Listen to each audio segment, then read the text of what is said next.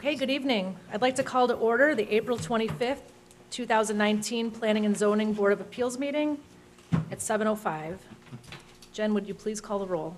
Chairman Dash. Here. Commissioner Kempa. Here. Commissioner DeGraff. Here. Commissioner Tamman. Here. Commissioner Patel. Here. Commissioner Mellon. Here. Commissioner Sayward. Here. Okay, so we'll let the record reflect that a quorum is present this evening. Our first agenda item is item of business is consideration of the January 24th, 2019 PZBA meeting minutes. Are there any comments, changes, or corrections to the minutes as presented? Okay. If not, do I have a motion to approve the January 24th, 2019 PZBA minutes as presented? So moved. I'll second it. Jen, roll call, please. Commissioner Sayward. Aye. Commissioner Kempa. Aye. Commissioner Mellon. Aye. Commissioner DeGraff. Aye. Commissioner Patel. Aye. Commissioner Tamman. Aye. And Chairman Dash. Aye. Okay. There are no old business cases this evening, so we'll get started with new business. Our first case of new business is PZBA 19-05. The applicant is Kurt Sherrill and Alexis Iatropoulos at 1008 Sherwood Drive in Prospect Heights. And the applicant is seeking a variation to section 5-3-4 H1F2 of the City of Prospect Heights zoning code to allow the reduction of the required corner yard setback from 30 feet to 5 feet and the reduction of the required reverse corner side yard setback from 30 feet to 5 feet for a distance of 50 feet, and the reduction of the 80% open requirement for a fence in a reverse corner yard for the construction of a 6-foot wood and vinyl fence. That's a lot to take in. Yeah. Strange lots we have. So, we are going, if I could please ask for a motion to open the public hearing on application number ZBA 19-05. So moved. Second. Voice vote. Those all in favor say aye. Aye. Opposed? Okay. So if you're here this evening to speak to our first case, you can stand up and I'll swear you all in at the same time. Do you swear that the testimony you'll be giving this evening will be the truth, the whole truth, and nothing but the truth? Great. Okay, so Director Peterson, any comments? Yes, the applicants are seeking a reverse corner side yard variations and an encroachment variation into the side yard. Their property at Sherwood and Stonegate is triangular in shape. Looking at this, it basically affords them 2 front yards. And as such, they are seeking a variation for the fence. There's currently a swimming pool and a fence on the property that encroaches part of the way into that setback. They would like to match that corner post of the existing fence and run parallel setback 5 feet from the property line on the side to their rear property line. In Exhibit 5 in the packets, I diagrammed how the reverse corner setback, which is would be there. Yellow is the proposed fence. The green dash line is where the code says the fence needs to go, and the black line is the third setback of the 50 feet that they're seeking relief from. So at the end of the day, the fence that they're seeking to put up is the one highlighted in yellow on your exhibit. The measurement from the house to the west at the corner of the garage to the property line is approximately 61 feet, and from the edge of the driveway along the property line to the adjoining property lines is 91 feet. So just so you have an idea of the layout of the property. Additionally, at Exhibit 8, they have submitted a list of signed letters from their neighbors 31 of them, and they submitted 5 more this evening, who've all signed statements of no objection. They approve of and have no objection to the proposed fence. Mr. Shirley and Ms. Tropals, excuse me, I butcher that all the time, I'm sorry, Alexis, are here if you should have any additional questions. Great. Okay. Would you like to just come up and, if you have anything to add to what Director Peterson said? Or you don't have to testify. I would say that the package that Dan provided with us is very complete. The diagrams in here are very self-explanatory. So, okay, so then let's go ahead, and I'll just ask again, is there anyone else here from the public to speak to this case this evening? Okay, so then, commissioners, any questions, concerns, comments? I have a couple questions for Director Peterson. If you could help clarify, 2 questions I have is, are there also pool fencing requirements that they need to comply with, or does the fence that they're proposing, is it sufficient for safety for around a pool? That's one question. And then also, if the fence was 80% open, would a variation still have been required? To answer the first question, there's an existing fence that does provide the safety barrier. The new fence would, and I believe you're going to extend the new fence along that one edge from the corner of the house back to that, where it is, will be built to safety standards. So we've taken that in. If the fence, and I'm trying to, so the question is, if it was 80% open, would it still require the variation? On the reverse corner, it may, down in that the southwest corner, would still require a variation because of the location, but not because of the fence style. Okay, in this particular case, because they're asking for the variation into the side yard, it would require the variation of the 80%. Okay. And I guess that was the other clarification. You mentioned that the fence is going to be connected to the south side of the pool as well, correct? Correct. However, and Kurt, if you could answer this, and if you want to take a look at this diagram. I've shown this to you, just so you can testify to what's the... So if you could just come though, real quick, and say your name and address for the record, and then we can have you look at the diagram. My name is Kurt Shirley. I live at 1008 Sherwood Drive, Prospect Heights. Great, thank you. And then she's specifically talking about here, that section there. That would be all a continuous fence. There's already a fence around the pool there that would be taken out and replaced by the proposed fence. Okay, thank you for clarifying. Thank you.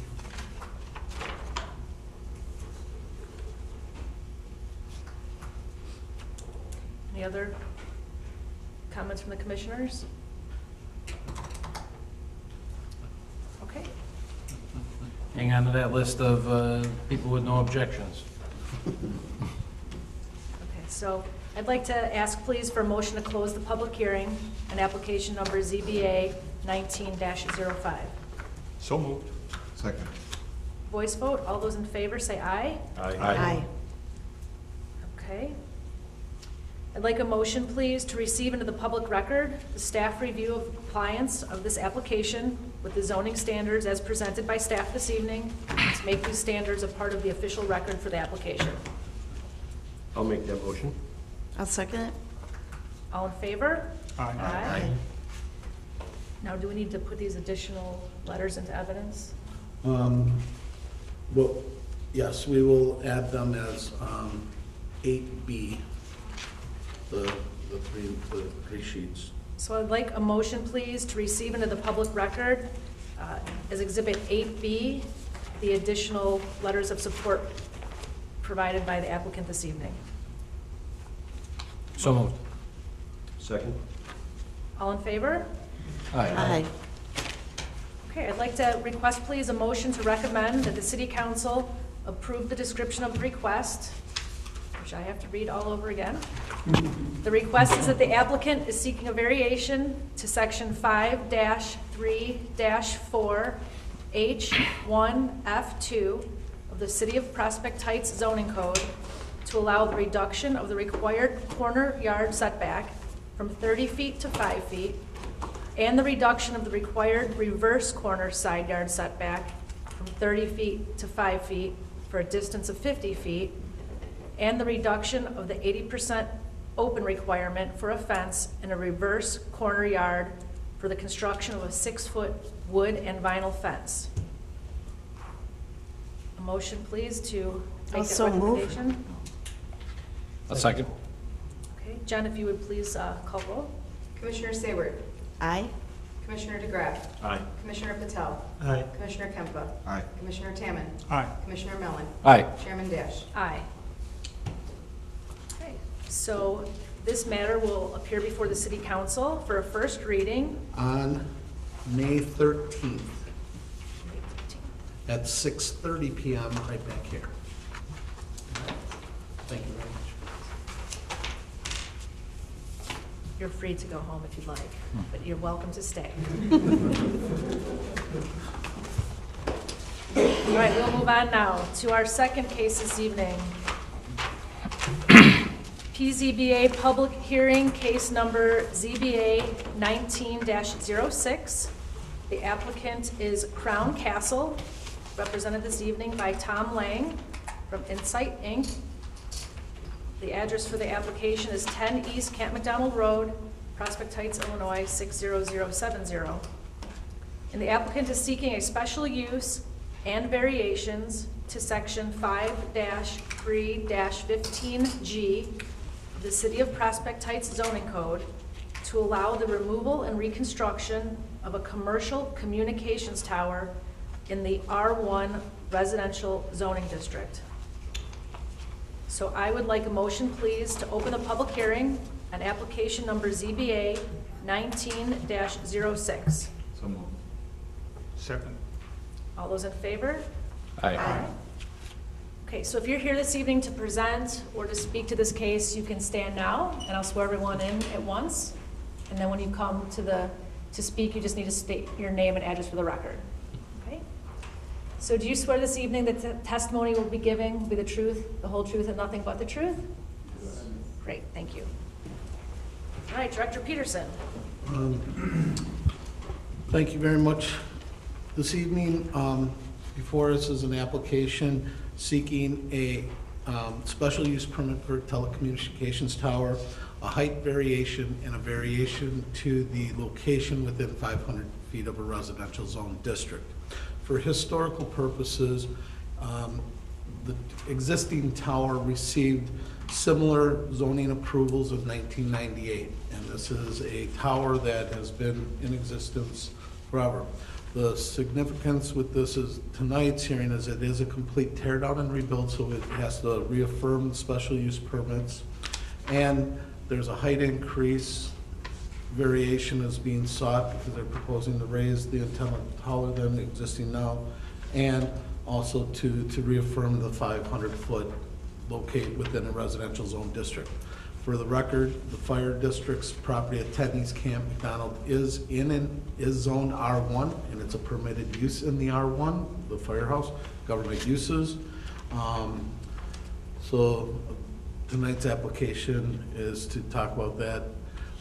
In the packet, there was a plan presented by Crown Castle that showed up to 4 carriers on the tower. However, by our ordinance, we are limited to 3, and that was not sought as a variation request.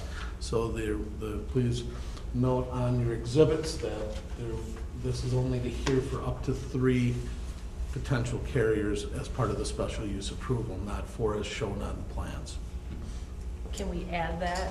Or- If the applicant requests it, but at this point in time, that would constitute a secondary hearing because it was not part of the original application. So it would have to be stopped here and then continued for proper notice.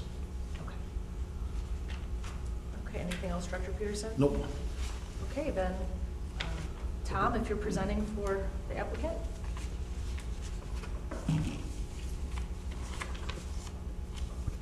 Good evening, everyone. My name is Tom Lang. I'm here on behalf of Crown Castle. I'm guessing there's a lot of people here addressing the same matter, but we're here to seek the board's recommendation for special use, variation, everything that Mr. Peterson said, and any other approvals that might be necessary. Really, the purpose of why we're here, like we just talked about, is removal of the existing concealed tower and construction of a new standard monopole for the use of Verizon Wireless and Sprint. Sprint is currently in the concealed tower. Verizon Wireless would be a new carrier on the pole. So really what I want to do is just take some time to discuss the details of the project, why they're here, why are we asking this now. I do understand there was some concern over future carriers in how they relation to the drawing. There was a page in the drawings that showed the proposed or potential future carriers in the future. I do want to spend a little chunk of my time talking about that, and then just some benefits locally from increased cell phone use. So first, the Crown is seeking to remove the concealed tower and place a standard monopole in its place with two carriers contemplated, Verizon and Sprint. The concealed pole is currently 102 feet tall with a 10-foot antenna on the top. It's one of the fire district antennas. And the proposed standard monopole is proposed to have Sprint at 83 feet, one array of Sprint antennas at 83 feet. Again, they are in the existing pole right now. And Verizon Wireless would go at 93 feet with one array of antennas as well. Excuse me. The ground compound space would also expand for an addition of about 16 by 30 feet.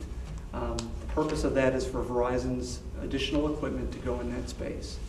The existing fence that currently encloses the compound would be expanded. It would match the existing fence on the site and extend all the way around the new compound. I think one of the more important questions is, why am I here? Why am I talking to you? Why is this needed? The best way to describe that, at least in my experience, is to explain how a wireless network works. I don't want to bore you with, oodles of exact detail unless you would like me to, but I just want to basically explain the concept behind it.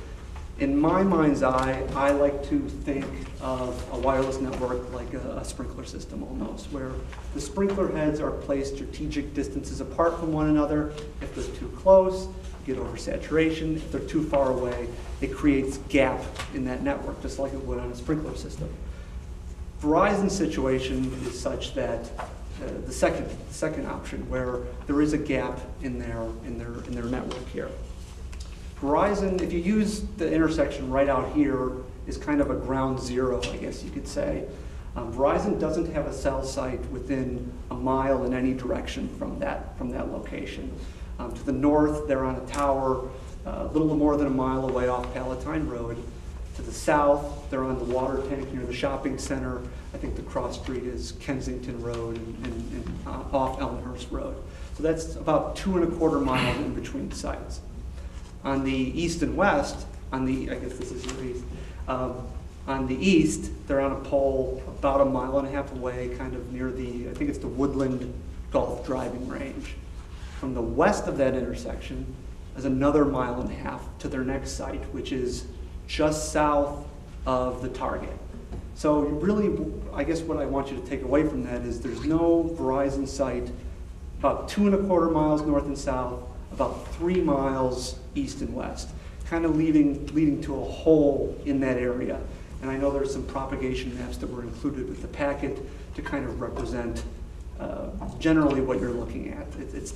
I know it's tough to visualize it, but generally speaking, the lighter colors would signify less effective coverage, and the darker colors, as it gets to blue, signify more complete coverage. Why this location? I know that's probably most of the consternation about this proposal is why the fire station, why here? The goal for any carrier when looking to install a new antenna site is to co-locate. If there's a tower that's structurally capable of handling their equipment load, that's the preference. It's the preference of the municipality too. No one is looking for the proliferations of towers everywhere. I understand that there's residential area all around this, and that is not taken lightly. So what do you do if there's no existing tower that can handle an antenna load, for, in this case, Verizon Wireless? Really, you're looking for that existing infrastructure. There is a pole on the property already, there's steel in the air, and yes, the new infrastructure, it is not the same. The antennas are proposed to be mounted on the exterior of the pole, not on the inside of the pole. That is the main difference, and I understand that there's concern about that. But the goal is really to minimize it as much as possible. It's to minimize that impact to the infrastructure of the location. So again, yes, fully understood. You're taking off a concealed pole and putting up a pole where antennas are going to be mounted on the exterior. In this case, Sprint at 83 feet and Verizon Wireless at 93 feet. Kind of going along with that, I've heard over the last week or so there's concern about future carriers. The drawings show potential carriers below what I'm just talking about. I think Dan touched on it a little bit, and maybe I also need to understand the impact of only proposing 2 carriers on this pole at this time. But I really think the intent of the drawings isn't to slip a puck past the goalie. The intent of the drawings is to be in as compliant with the code as humanly possible. There is a code section. My apologies if I get the number wrong. It's 5-3-15G, I think, is the subsection off that code that lists regulations for new communications towers. It appears, and I'm sure you'll correct me if I'm wrong, that the intent of the code is to have these new structures structurally capable of handling multiple carriers to avoid that proliferation of extra towers in the area.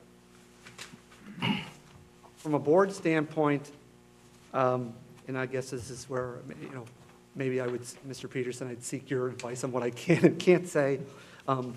I don't know whether the board can impose reasonable restrictions on approval.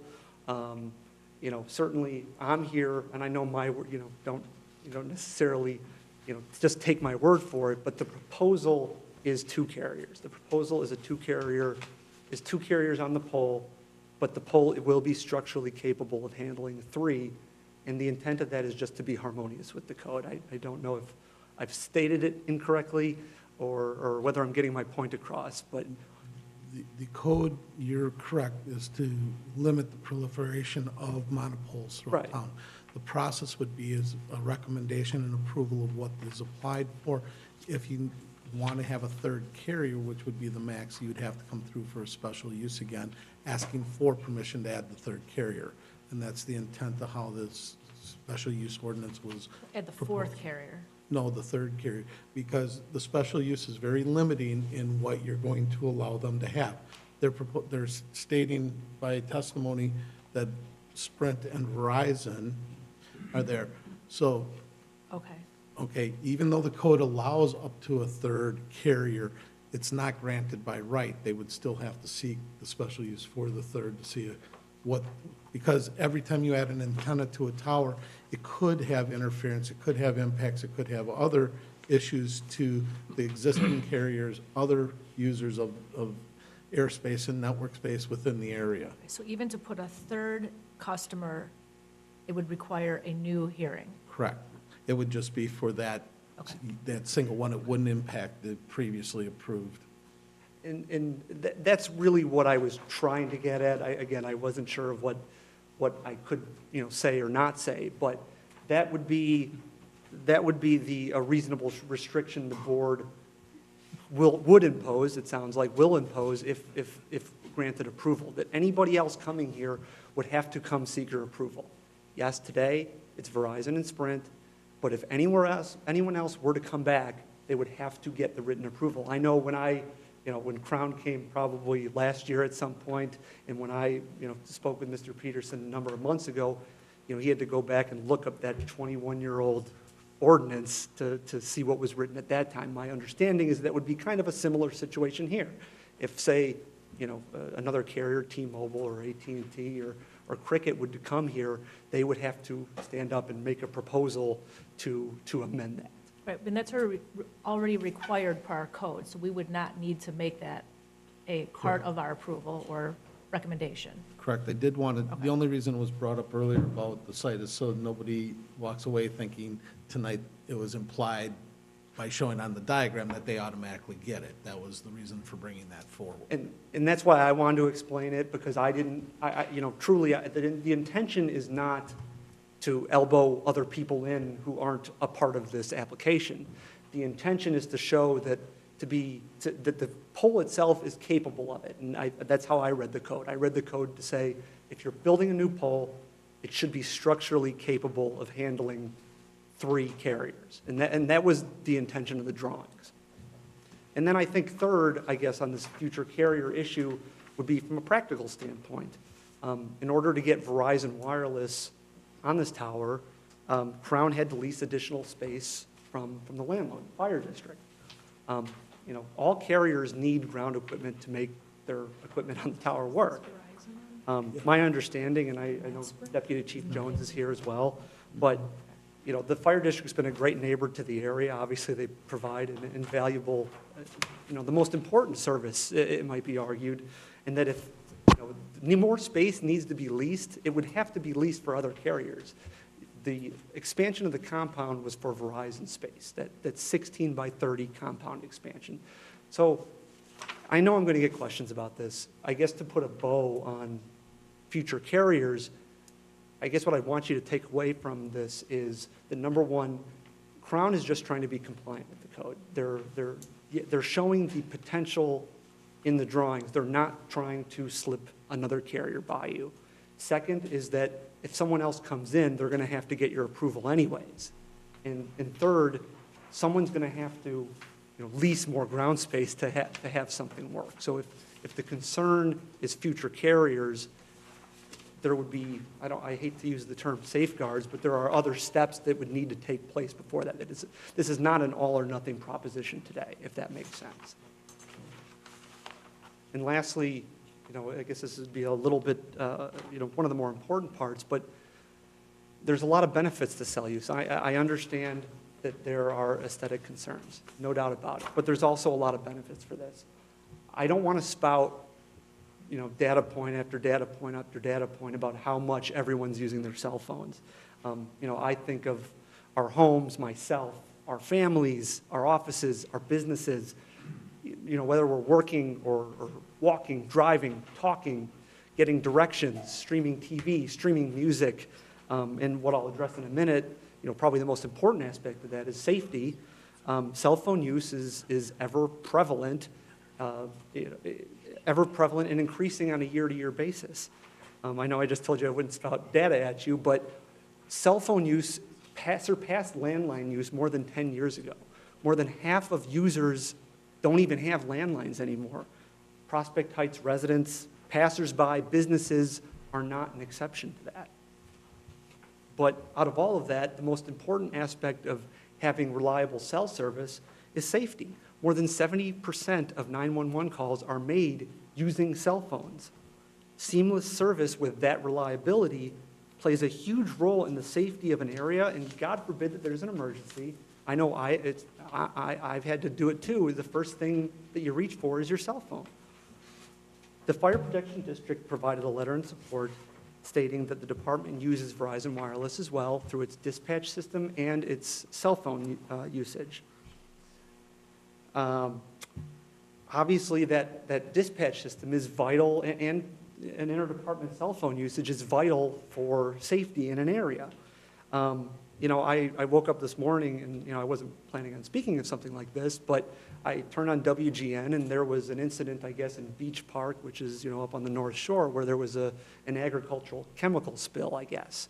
And I turned on the news, and the local sheriff and whomever the fire protection district chief were addressing reporters on TV, and they were talking about all the different agencies that had to come and service this plume, I guess, from this chemical spill in Beach Park. And they're talking about emergency service personnel, they're talking about multiple fire departments, they're talking about police presence and hazmat. And then they said something that, it wouldn't have occurred to me to say, but they sent out a text alert, an emergency text service alert to everybody within a mile and a half area, alerting them to stay in their homes, close their windows, and shut off their ventilation system. I guess I don't mean to be overdramatic. I know it sounds like that. But it's instructive that, nobody's calling landlines, nobody's going door to door in an emergency. And having that reliability is actually important. So I guess the point being is that from a public perspective and from an emergency service personnel perspective, success in those types of situations is directly tied to the ability to quickly relay information. And I mean, that's how I would describe a safety need of cell phone usage. Lastly, and maybe Tim will speak to it a little more than I would, it's obviously not as important as a safety concern or maybe usage concern to the citizenry, but the department is also getting additional revenue from the installation of the tower that does not impact day-to-day operations of the district itself. My understanding is that the revenue has gone directly back into the district for new ambulances or reduced service billing. Again, I don't want to step on, Tim's toes or Deputy Chief Jones's toes or anybody else's toes, but I would be remiss if I didn't, briefly discuss the generous letter of support that we included with our application. So certainly I expect a lot of questions on this and obviously a lot of comments. Crown feels this is a strong proposal that as a whole benefits the community and benefits the fire district. Yes, the structure that is going to go up is going to have exterior mounted antennas at 93 feet and 83 feet. That is a difference from the concealed tower. But really, the goal of going there was to minimize the ultimate impact of a tower going in by replacing the existing tower. The installation provides life-saving reliability, balancing, and again, it's my opinion, the need of the area with the impact on the community. And with the added benefit of everyday use for people who are driving by that area. For all those reasons, Crown would humbly request this board's recommendation for approval, and I'm sure there are questions, and if I can answer them, I would be happy to. Thank you for taking the time to listen to me. So commissioners, what I'd ask is, we can certainly, let's go ahead and ask Mr. Lang questions, but let those be, I would say, specific to the technical matters of the application in front of us. And then we can save other discussion after we've heard the public testimony and whatever else may be presented this evening. So I guess I'd like to ask a question. So then you're saying, because I'm looking now at your plan sheet, ANT1, and it's showing the proposed east elevation of the new pole. So the equipment at the top then would be Verizon, and then they're showing the equipment below that to be Sprint. So then where you're outlining future customer, there's 2 locations for future customer. So does that infrastructure, those antennas on the pole, that does not get installed? No, when this tower goes up, it's Sprint, Verizon, and I think I didn't discuss the fire department antennas will be migrated over to the new pole as well. Okay, but of the 4 chunks of antennas shown on the pole, only the top 2 get installed? Yes. And where it's showing future customer, that doesn't actually get installed on the pole? No. Okay, so that was my first question. And then, do you have any other concealed pole options? Really, concealed poles are kind of, and I know that pole's 21 years old, are kind of a relic at this point in the industry. Verizon's antenna requirements are, these days, far exceed the ability. So let's take that pole, for instance. Sprint how concealed poles work are there are they call them canisters. They're basically one center line for one antenna up the pole.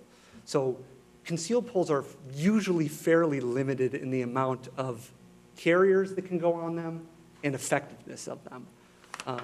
Yes, they're used in certain areas. I mean, they're used right here. There's a carrier in there right now. But for Verizon Wireless to go on this pole, a concealed pole would not be an option for them with their equipment needs in this area. I don't know if that answers your question. No, it does. Yeah, thank you. So those were my questions. Any? So on this east elevation, you show one elevation of it. Does this thing continue with 3 sections? How many sections are going? There are 3 sections. Around to it? There are. So the east, the west, the north, and south would all have similar to what's off of Palatine Road right now? I think a lattice tower is off of Palatine Road, if that's the tower that I'm thinking of. It's just east of Elmhurst, I think. So a monopole, yeah, I mean, essentially the same thing. So 3 sections of this would be, so it'd be considerably different than what we're talking Yeah, about. it would be, it would be a little different. So what you're proposing is different than what we see at Palatine and 83? It's the same. It's one pole, I mean, they install it, It's actually this plus Sprint below it. This Right. only has Okay. one. So this might be just one carrier, correct? that's one carrier, yes. So this would, it'd actually be more than. And now it depends on the carriers too. Different carriers have different antenna needs. The larger carriers, Verizon Wireless and AT&T, require a larger installation. I want to say that Sprint is, their antennas are, I think they have a 3 antenna array. Verizon Wireless has a 9 antenna array. So it wouldn't be, the Sprint's installation isn't as large as Verizon's. So you had mentioned about text messages and so forth. Mhm. I have Verizon. Mhm. I don't have any cell phone issues at Camp McDonald Lounge or in this gray map area. So I'm confused when you say text message will be sent out and Sure. the communication's out. I live closer to Palatine, but Okay. I'm in this area all the time. Sure. I'm at softball fields and baseball fields, and my Verizon phone works just fine. So can you give me an example of what improves with that Verizon service? Because right now, I get LTE pretty much everywhere in this area. Sure. I mean, I guess, I can go with just my own driving by, but I mean, certainly the map shows there's different levels of service coverage, right? So there's reliable, if you're standing outside with your phone on you, you might get better coverage than if you're in your car. Or if you're in your car, you might get better coverage than you are if you're in your house or in a building. So, I mean, to explain how the antennas work, I guess there's 2 aspects. There's the coverage aspect, which is reflected on the map. But there's also a capacity. So what happens so in this area, if you're standing at the intersection, basically the users are being directed to one of those 4 other towers and taxing that tower as well, making that tower less effective too. So yes, you're looking at the area. I mean, I think Verizon would be overjoyed to hear that, hey, I haven't had any issues. I know when I was over at the Walgreens before I came in, I went down to 1 bar when the intersection got busy. I mean, that's just one person's, take on it. But I guess the other thing I would say is Verizon wouldn't be, and nobody cares, hey, Verizon's going to have to spend a bunch of money to do something. I mean, they're a big, giant company, right? But they wouldn't be investing in the infrastructure if they weren't having RF data reflected in that map, showing that there are areas, depending on the time, depending on when people are coming and going, when that is needed. Again, I don't know if that perfectly explains it. Maybe you kind of what I'm getting at. Yeah. I think that'll come up in discussion. Okay. It does. Basically, you're saying you might getting a 5 out of 10 service right now. Once you put this up, you're getting a 10 out of 10. Is what you're saying? That would definitely be a part of it too. Yeah. So I mean, depending on the amount of people that are in a given area, that's why you go to a concert and they have temporary towers up to help the additional impact in that given area at that time. So, have you? Obviously, one of the concerns that we're gonna get from everyone is the aesthetics of this. And you said Understood. you're cognizant of it. What have you guys done? How many towers have you built, and what have you done? I'm sure areas have said, no, we don't want this. What have you done to get around to make this more aesthetically pleasing? I mean, Aesthetically pleasing, I mean, certainly towers can be, painted, or, I mean, I think that tower was painted white, the one that's there now. If the board requires a certain, painting of the steel, that can be something that's conditioned on approval.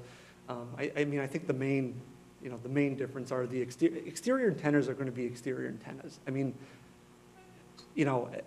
there's obviously a large difference between, a bunch of antennas mounted on the outside of a tower and a concealed tower. But generally speaking, that's how the infrastructure looks, especially with a full array of antennas. What is the footprint of one of these antennas on the exterior of the Like the pole? dimensions The of them. dimensions of it. The Verizon's antennas are, at least 6 feet tall, usually. Certain carriers, use different antennas. I mean, there's a million different antenna models on there. What's the footprint, though? X and Y? Not Um, elevation, not height. Like the dimensions How, of the how much triangle? beyond the pole Oh, does the out triangle from the pole? extend? Like this dimension here across. Is it 2 feet? Oh, Is like it across 5 the feet? entire array of antennas? Like, Yeah. yeah. Is it 10 feet? I don't want to speculate and give you the wrong answer to what would be up there. Certainly, that's something I can find for the board if the board needs that information. I don't have that data with me.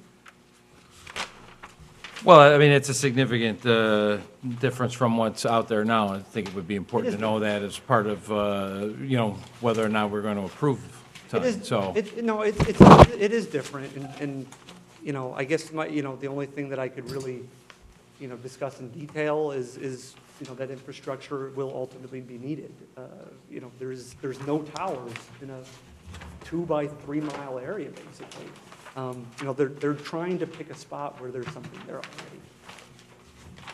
Have you guys looked at other locations too? I was not a part of that, but, I mean, I certainly, months ago and even today, drove up and down. And this is a heavily residential area, specifically to the northeast and the northwest. Really, other than what you're talking about, I know there's a school off to the west, but other than that, I mean, it would be of my opinion that this is the best location for a tower, a replaced tower, Because the existing tower's there. yes. So if the tower wasn't there, this wouldn't be the best location potentially.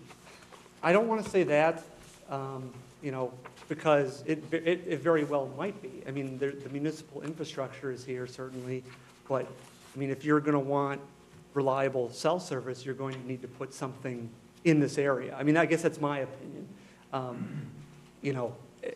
You're basically looking at the municipal area right here, you're looking at the fire station. There's some businesses in the area, but there's really not a whole lot of difference between, saying, going across the street to the cleaner's property, which may not be, I don't think it's big enough, but, I mean, this would be the best place to me. This would be the most logical place to put a cell site. Because, why is this the most logical? Because if you're looking in a, I mean, as opposed to going behind Happy East. well, I mean, so first of all, this is, the intersection is the middle of all these other towers. The middle, that intersection is the spot in a 2 by 3 mile area where there's nothing in between. That's the very middle of it. So, I mean, I guess from a coverage and capacity standpoint, it's filling in that hole with existing with new infrastructure, I guess. It's replacing the existing pole, but, I mean, it's really kind of, I know ground zero certainly makes it sound a little overdramatic, but that's really the center of where the coverage is needed. The diagram, ANT 1, shows the elevation. It also shows the elevation of the equipment box at the bottom of the pole. And diagrammatically, it shows it being taller than the 6-foot fence that's being proposed around. So is this The fence can equipment be going to ra- show above The the top of the fence fence? can be raised if the board wishes it to be raised. I think it's about 9 feet, maybe 8 feet, 9 feet. The fence can be raised to conceal the equipment. Is the location of I was a little hard to discern on the map. I think I think I know the answer to this question, but I want to hear what you have to say on it. Is it being moved closer or further from the existing homes to the north? The new tower is basically going, it's like directly east, I think it's like, between 7 and 10 feet, directly east, so it's not closer or further, it's basically the same distance. This is a question for Director Peterson. It appears that this requested change would have an impact on parking spaces. Has that been given any consideration, any concern with that?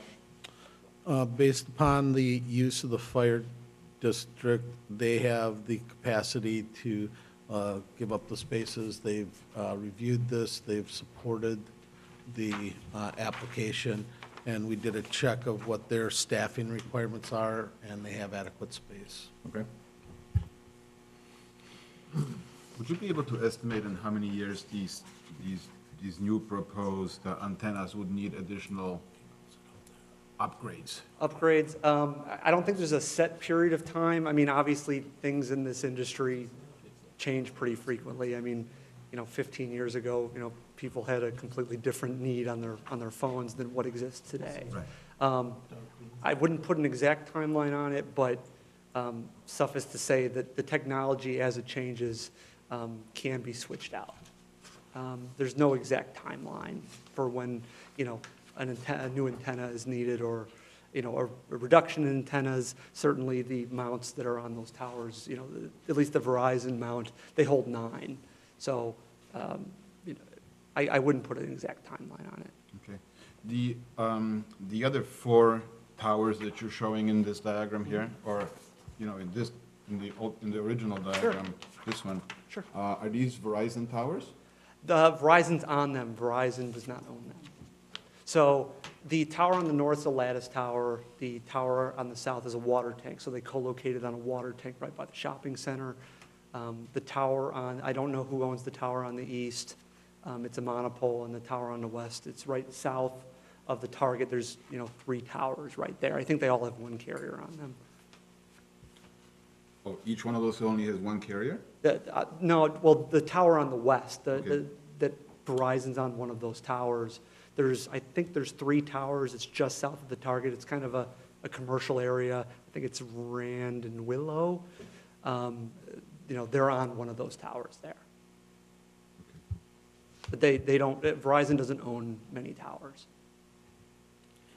When the code says that the telecommunication tower is going to be 3 carrier capable, does that include then the fire department antennas? Is that one of so are we talking the fire department, Verizon, and Sprint are the 3? I was not counting the fire department as a carrier. I was referring to, like a telecommunications carrier, as in, T-Mobile, Sprint, Verizon, AT&T.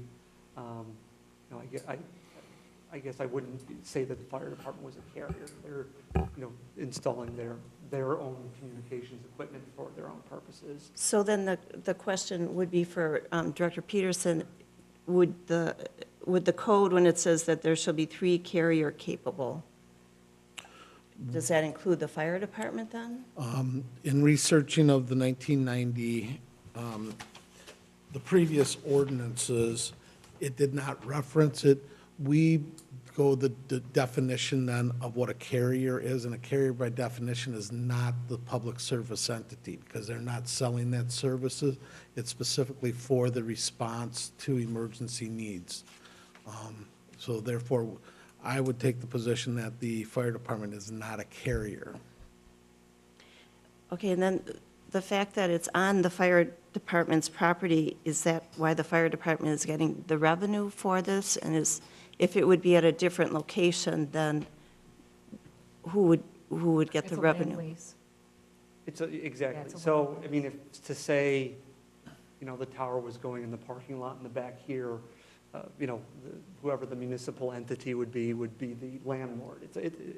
So it depends on where the tower Goes to the is. landowner. Chairman Dash explained it properly. It's a land lease with the fire department, is what Crown has. Okay, any other questions for, I had one more. So ideally, you have current and proposed. Correct. Is the plan for proposed to be all blue eventually? They will, I mean, their plan is to get it the best coverage everywhere as humanly possible. They're obviously not going to, you know, demolish a house and put a tower up in a house. It's not feasible to necessarily put, you know, a giant cell tower on every block or anything. The goal is to get as much coverage and capacity as possible. So I guess the thing is, in my thing, how necessary is to go from green to blue in these areas? You know what I'm saying? Because if we're staying green majority wherever else is, and I don't know if you can answer this question, because I think I might be asking it twice. What's the difference between green and blue? Who will notice the difference? it's in residence and in vehicle. No, I understand Right. that, but who will notice the difference? I mean, Give me an example of a difference that we'll notice. faster speeds, more, I mean, other than saying much faster speeds and more reliability, I don't know that I could properly quantify, you know, an exact answer for you. Like, is it 2 seconds versus a second and a half? Or I don't know that I could quantify that for you, except to say that, you know, the coverage would be more seamless, would be faster. You know, you wouldn't drop any calls, you wouldn't miss a FaceTime call, and that sort of thing. I mean, that's the goal. Okay, that answered it. For reference perspective, the state of Illinois last year passed the Small Cell Act, which restricts municipalities from this type of hearing for small cells, which can, by right, an application go on light poles, other fixtures without zoning approval. And it's by right to fill in because of the demands of the cell carrier. So the goal of the carriers, to answer your question, Commissioner Patel, is their goal is to get as much blue as possible because the demands of the user are dictating it. Okay. Okay, so if there aren't any more questions for Mr. Lang? Okay, so then what I'm going to do is I'm going to go ahead and take public testimony. Sure. So you can go ahead and have a seat. Thank you very much for your Then- time. I do appreciate it. You're welcome. So, do we have an order or just, so just, this couple have a presentation they'd like to do, so. okay, do you want to go first then? Is it okay Name and address for the record. if my wife joins me up here? Okay, good. My name's Scott, this is my wife Amy. We're at 9 East Clarendon. Your last Direct- name? Scott Lehor and Amy Lehor. Jen takes We're- copious notes. Good. Right. Lehor. And then I'll be sharing this presentation with you, which will have our contact information in detail. And this is your presentation on the screen? It is. Okay. So, first of all, our bordering neighbors are here with support of our opposition. We do have some elderly neighbors in the neighborhood that weren't able to be here with us today, as well as there's some rental properties that I'm not sure if the actual owners received the certified letter or not, so might look a little slim here tonight. I'd like to also agree with Mr. Lang that the fire department has been a great neighbor, and Deputy Jones has been more than kind enough to share some previous information, not as detailed as what you've had, but I've seen the schematic or blueprint with the current and the proposed. So that was more than helpful. After going through this, obviously, that's where we live right there. And we've been there for 15 years, raising our 3 daughters. But we are, directly north of the fire department. Our house, besides the yard, is probably about 200 to 300 feet from the current tower. And I don't have any, I'm a Verizon customer for the record, but I don't have any issues with our service. And with the tower, from what I understand from Mr. Lang, that the tower that's down by Ranhurst is more approximately about a half a mile from our home. We've already incurred some expense, and that was our decision to screen the Walgreens, the fire department, and the police station, as well as the current tower and ground structure, which is a little bit different than the blueprint that I have as far as moving over. It's actually going to be a little bit more centered than we initially anticipated behind our yard.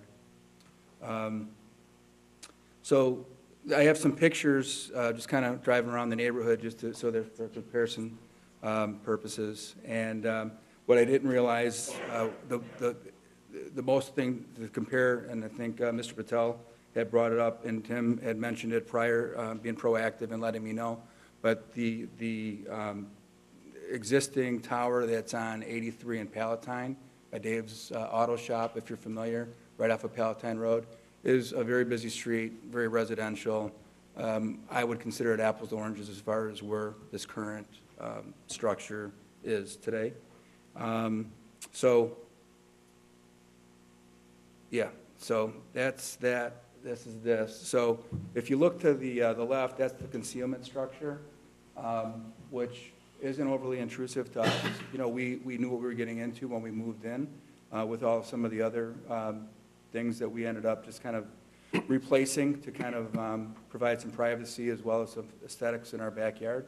And to the right is the tower that was, I believe, to be the most similar, but as I've had some more information tonight, it looks like it would be two of these, and I don't know if I'm able to ask questions right now, but it looks like it would be two of these sections, approximately 6 foot each section, and I believe it was 93 feet and 83 feet. So I thought that, in my opinion, was not very appealing, but I think it's going to actually worse. But the main thing with looking at these pictures, and this is from my backyard to the left, and then from the availability of getting a picture to the right, I've kind of deemed that this is more of a city issue than a residential issue. We're basically about 4 or 5 houses. It would be to the east on Clarendon Road, which is 1 block north. So that's why we have visibility to it. Other people drive by it. It probably doesn't bother them because it's really not overly intrusive. But if you look back, and this is actually to the left, is street view, and that's zoomed in, not by design, but it was hard to see it if I didn't do it because it is probably about 400 feet or so south. And then to the right is a street view of what the current, or what we were comparing it to, the proposed street view, but it would be double that from what I understand. This is what I was kind of alluding to earlier as far as what the current Prospect Heights downtown view. This is at the Prospect Heights, where the deli is. Taking a picture, all these pictures were today, taking a picture from there. So you see it basically, it is as aesthetically as possible. You know, you can try to paint it blue when it's a blue day. You could try to paint it gray when it's a gray day, but at the end of the day, white is white, and to me it looks more like a pencil with one antenna off, which I understand now is a Sprint antenna with some internal antennas. And then on the right, again, this is one single stack that's, I believe it's right around 110 or 115 feet, which is also being proposed. But this I was able to visually see from going north on Wheeling Road, taking a left on a Palatine, which I would assume is maybe probably less than a half a mile. And then from the east to the west by MacArthur School, where Schoenbeck is, I had a visual view of this tower from there. There's no residential, again, it's industrial. My point that I'm trying to make is that the visibility that we're going to have in our downtown, I think, is going to be something that we want to that I would ask to be considered when making your decision. Do I ask if there's any questions, or you ask those at the end? So that's your entire presentation? No, it's not. So I wait till the end. Yeah, What keep was- going. I just, okay. Yeah, oh, no, all I'm right, sorry. Move Oh, on, I move get on. what you're Yeah, saying, I was yeah. gonna say No, I it's, would say finish your presentation, yeah, and then, okay. right, I'm sorry. Long-time listener, first-time speaker, so. And here's basically some of our concerns, and this is going into what I know as a layman, but doing some research, but I think it deserves to be determined whether this is correct or not. So the standard for a special use is not met, and I'll talk more to that. Number two, this violates the city code, and I'll talk more to that. So the standards for special use are not met, and this is, the proposed commercial tower and antennas will be injurious to the use and enjoyment of other property in the community and diminish and impair property values. I asked to think about, you know, we try to take pride in our backyard. If we put what I would consider, quote unquote, a monstrosity, I have family coming over, what's that, what's going on, when did they do that? That's uncomfortable for me when our biggest investment is in our home. And I'd like not to have those conversations or have my wife look out the kitchen window at something that is unaesthetically appealing. Number two, per code, no ground-based antennas or towers shall exceed 80 feet. This is a proposed tower which is 115 feet, which is a 35-foot variation. The existing tower is proposed at 112, which is a 32 feet variation based on the drawing. So I believe the director explained that it was in 1998 when this similar zoning was done. I'm not sure if that zoning at that time was 80 feet, if it was overlooked, if it was grandfathered in, but the way that I look at it is I'm looking at 32 feet of something that may or may not be acceptable back in 1998. I don't know. Per the code, no commercial communication antenna or tower shall be located within 500 feet of any zoning or lot containing existing residential district. That's obviously has been approved at some point because there's probably 3 residences that are within that distance. Not only is the proposed tower within 500 feet of existing R1 lot, it's located on a zoned R lot, but from information today, I understand that there's maybe some exceptions from a government-used R1 lot. I'm not familiar that much with R1 lots, but I thought I heard that earlier. Per commercial code, towers shall be 3 carriers capable. Proposed tower is designed for 4 carriers. I think that was addressed where the initial recommendation by Mr. Lang and Verizon is to have the capability of the tower to have more carriers, but that's not what they're asking for, and there would be an additional hearing to determine if they were to add antennas to that. Some additional reasons for the opposition. Truly, it's an eyesore. It's actually, I think it's even going to be more of an eyesore now that I have a better understanding of what it might look like. I talked with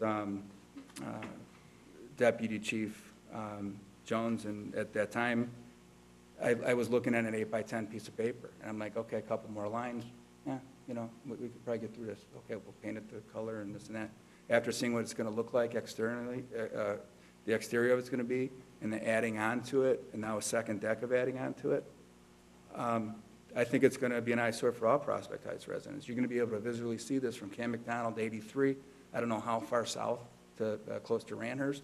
Probably not so much coming, you know, driving from the north-south. But at the end of the day, I think we've done a fantastic job of building our city and trying to beautifying it. I think this is going to be something that's going to be detracting from the setting and the visual progress that we've done. And you know, this is a little corny, and it was kind of one of those things that just came to mind is that, you know, Prospect Heights, you know, if it's a crown what you look like, you know, we don't want to be known as the crown of the town or have that right in the center of our people that are visually seeing Prospect Heights maybe for the first time, or they're shopping there or whatever. So that's that. And then unclear on the existing versus the proposed benefits of the residents. Obviously, there's some financial impact to the fire department. You know, I feel pretty safe with the service that I have now, understanding that there's new services coming out, 5G and things like that. And I'm in technology, but not necessarily in cellular technology. But I think that if there was to be some real safety issues, that having something where there's already a structure like the water tower by Randhurst, which I consider to be a half-mile away, I think it would be more than sufficient to cover the area to make it the colors that Verizon would like to do. And then the impact on the residents in the community, you know, it's intrusive structure. I think it will lower property values, especially in the surrounding areas. Less marketability of our homes. You know, I think if I'm showing someone for the home, they might love my home, and then they go outside, but they don't want to live next to a carrier tower. And it's not really what we signed up for when we moved in. So I think that outlies, and I don't know the numbers for the revenue of the Prospect Heights Fire District, but I think they've always, been good neighbors to us. Prospect Heights has been a great place for us to raise our family. And I'm rambling a little bit, but that's where I didn't want to get overly emotional because I think that I do have some financial potential issues if this does get pushed forward. And then in summary, the proposed antenna is drastically different than the existing antenna. All standards for granting special use are not met. It violates city code, from what I understand, and there's no hardship justifying the request for this variance. Did you want to say anything? So, thank you for your time. I'll be here if you have any questions or comments for me. Thank you. So what I would say, so if you came this evening in regards to this case, anything that Mr. Lehor said this evening, when you come up, you can, if you have something new to add, we'd love to hear it. If you feel that Mr. Lehor covered the items that are most of concern to you, you can, again, state your name and address for the record, and then say, I agree with Mr. Lehor, what Mr. Lehor presented. I agree that, aesthetically, for those issues. But to reiterate everything in his presentation, the commissioners already have that information. We will take all that into consideration. So we don't need to repeat everything that Mr. Lehor said because we have that information now to take into consideration. And for the record, Mr. Lehor will give us the presentation that will be added as an exhibit. And Okay. when we get to that point, I will call out what exhibit that will be. Okay. So whoever would like to go next, you're welcome to come up. Again, and all you'll need to do is state your name and address for the record, and then you can go ahead and provide your testimony. I'm Scott Manson. My address is 11 East Clarendon Street in Prospect Heights. This is Eames. So I would agree with Mr. Lang that my primary concern is safety, but we've made a 911 call from a Verizon phone at 11 East Clarendon when we thought we had a gas leak, and we had no issues.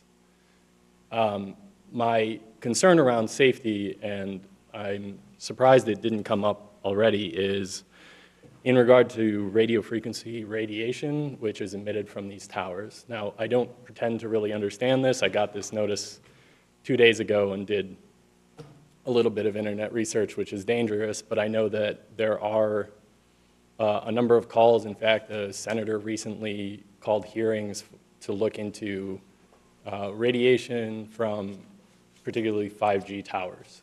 The city of Brussels in Belgium has stopped 5G towers from being implemented.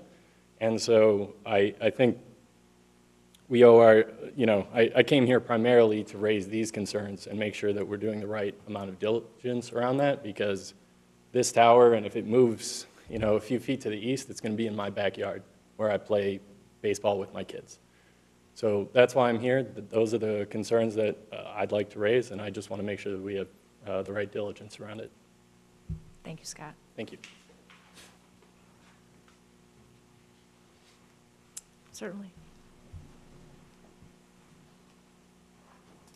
Hi, my name is Jerry Simmons. I live at 101 East Clarendon. And I was just looking around, maybe Mr. DeGraff. I was probably here for the 1998 meeting. I've been around for a long time. And I was surprised when I heard that there were Verizon issues. I have 3 boys, but we have 5 phones. And if you would have said it was T-Mobile or something like that, I would understand. But we've had no issues at all with Verizon. I just brought that up because I just heard that today. The other thing I wanted to say was if one of the residents was bringing something and they needed permission to do it, I think they would have to be a lot more prepared and have the answer to questions instead of, in my opinion, this or maybe this. It just seems like it should be, the width is 72.5 inches. It just seemed to me like there was a lot of unanswered questions, and I just happened to notice that. My biggest beef is that it's residential zoning, R1.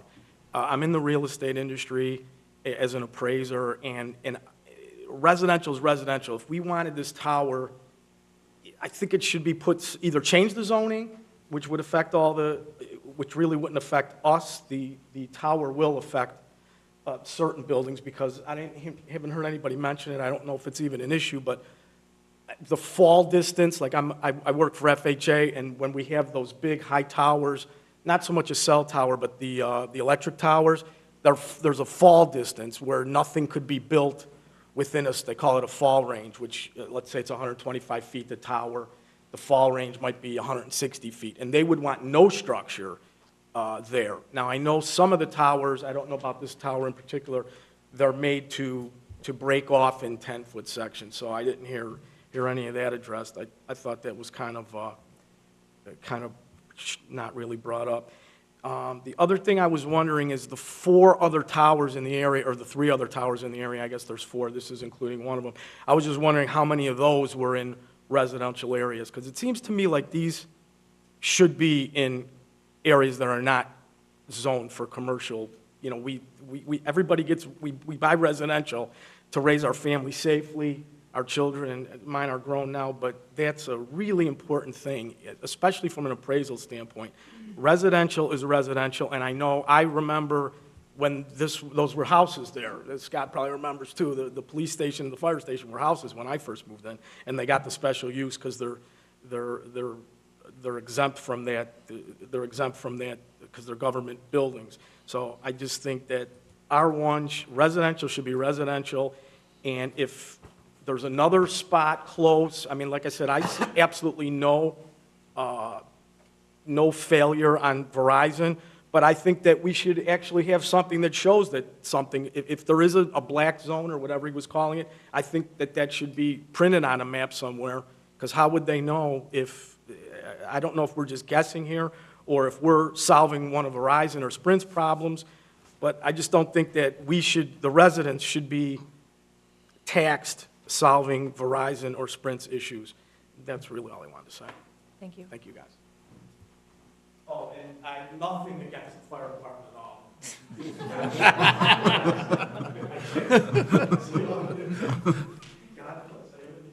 don't have anything to add. My name is Vicki Bovin. I'm at 1 East Clarendon, and I just want to reiterate what Mr. Lehor said and agree with everything about it being an eyesore and a safety issue, and that's it. That's all I have to say. Thank you for coming Thank this you. evening.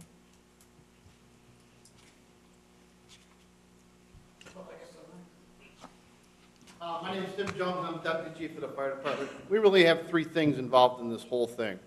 Financial, we would get better service. Inside our building, it's a steel building block. Our MDC is a little low. It works, but MDC mobile data in our vehicles, we drop a few every once in a while, especially the rigs that don't move a lot because they don't get out into the open air and get a signal and get kind of reacclimated. But all that aside, we still want to be good neighbors. We're not here to jam anything down anybody's throat. We have no other dog in the fight. It's a financial win for us.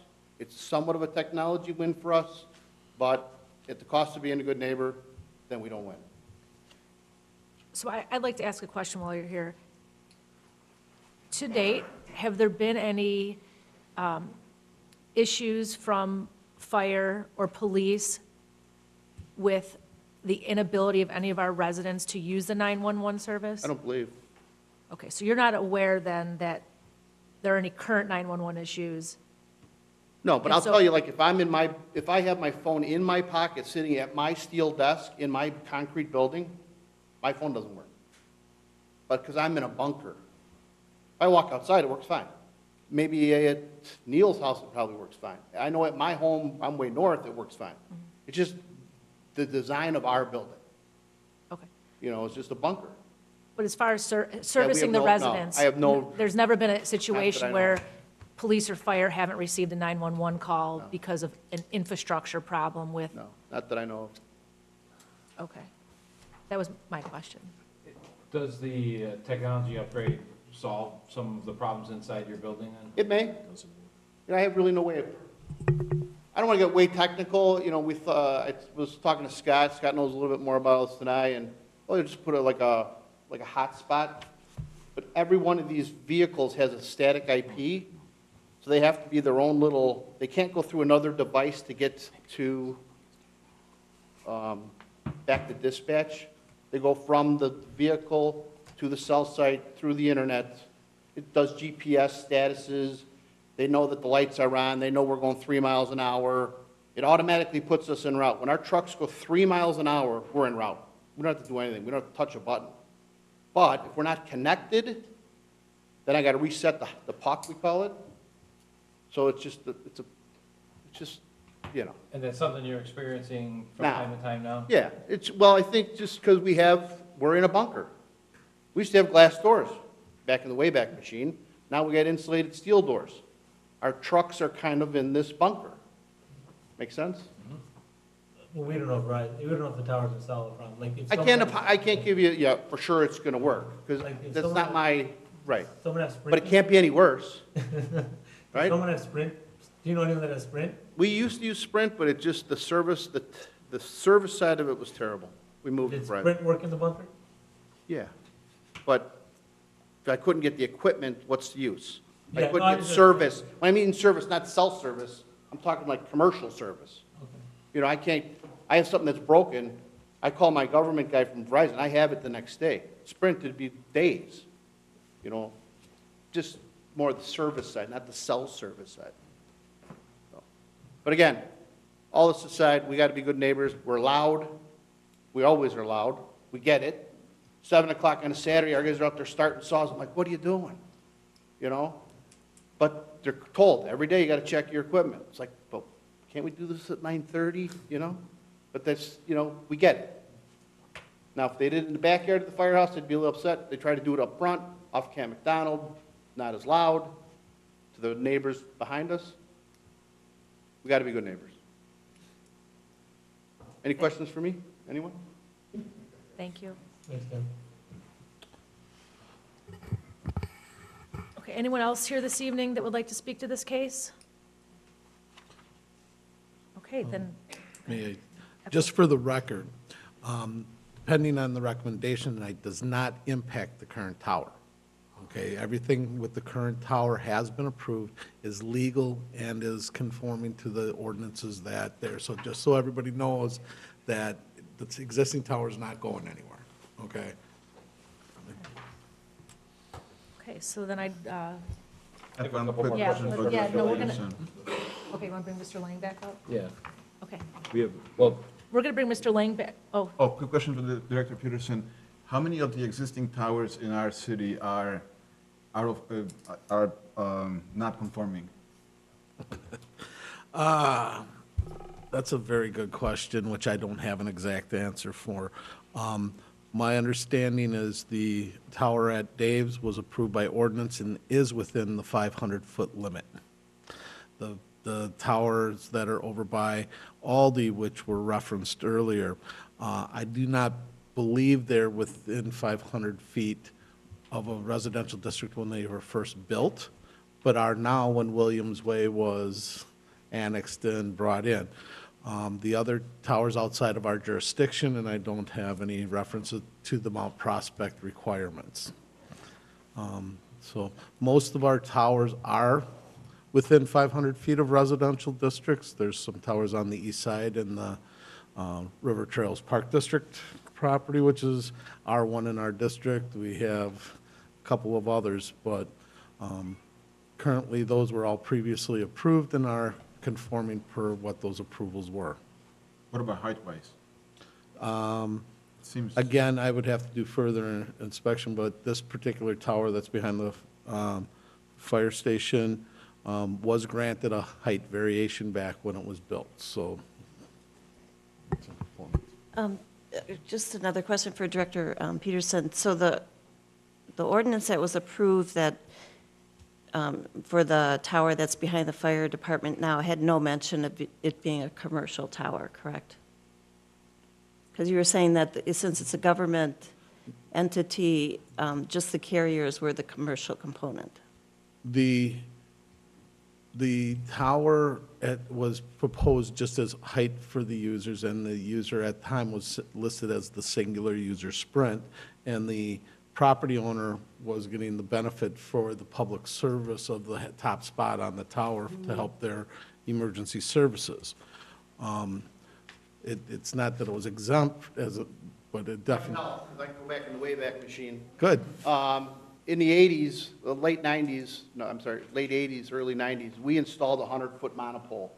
It was relatively skinny, and it had our 2 antennas at about the 100-foot mark.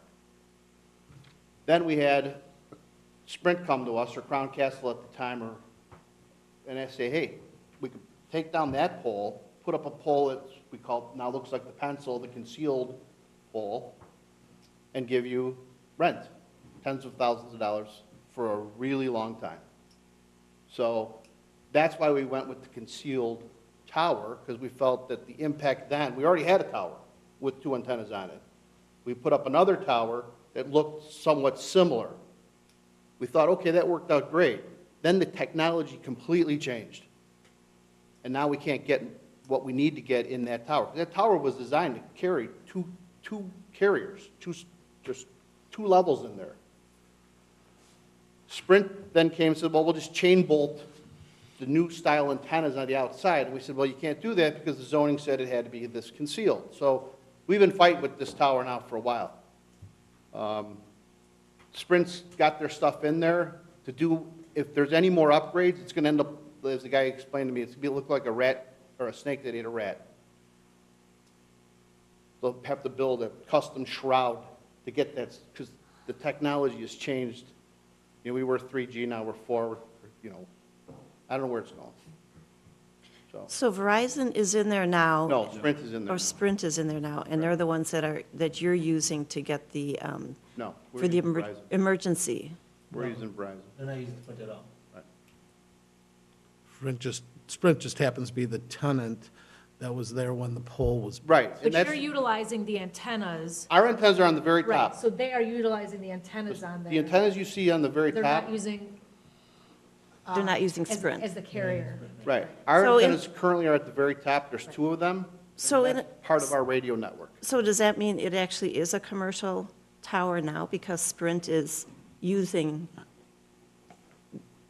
they're getting service through that tower, and it's in addition to what the fire department is using?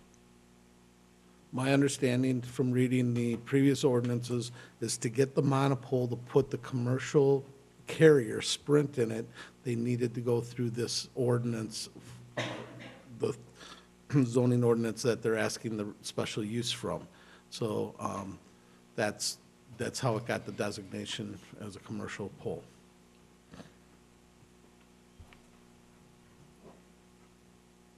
So that's the history of it. Thank you, Tim.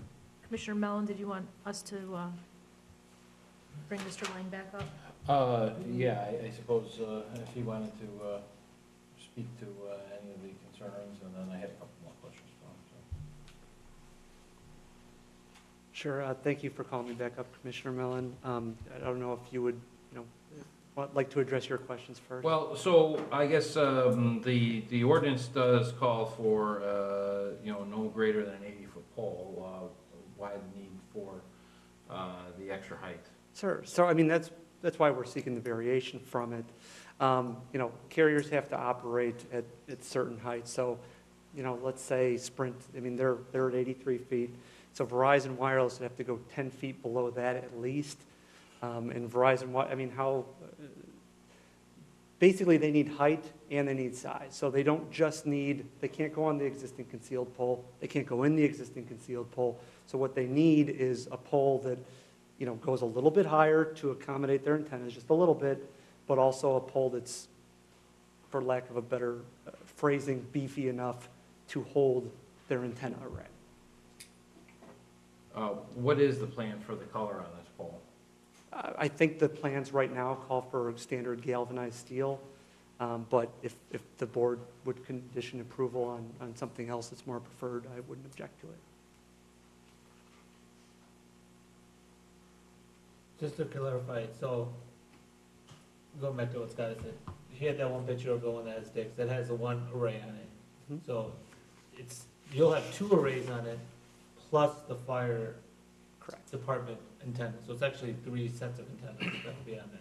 I would, I mean, I guess at that point, you know, we're discussing different, you know, nomenclature for it. I guess how I would describe that would be 2 communication antenna arrays plus the fire department's, you know, existing antennas moved over to the pole. I don't know that I would call them an array necessarily. I think it's 2, I think they're called whip antennas. I don't know that I would call it an array, though. I mean, again, I guess that's a distinction without a difference, really. So are the Sprint antennas, is the array the same geometry as Verizon? No, they would be different. So that's why your drawing shows it to be of smaller scale? Yes, yes. Okay. So the scale presented here, and the smaller Vari- scale for Sprint, this is, you believe this to be accurate? Yes, the Sprint installation is 3 antennas and is much lower profile than the Verizon installation, yes.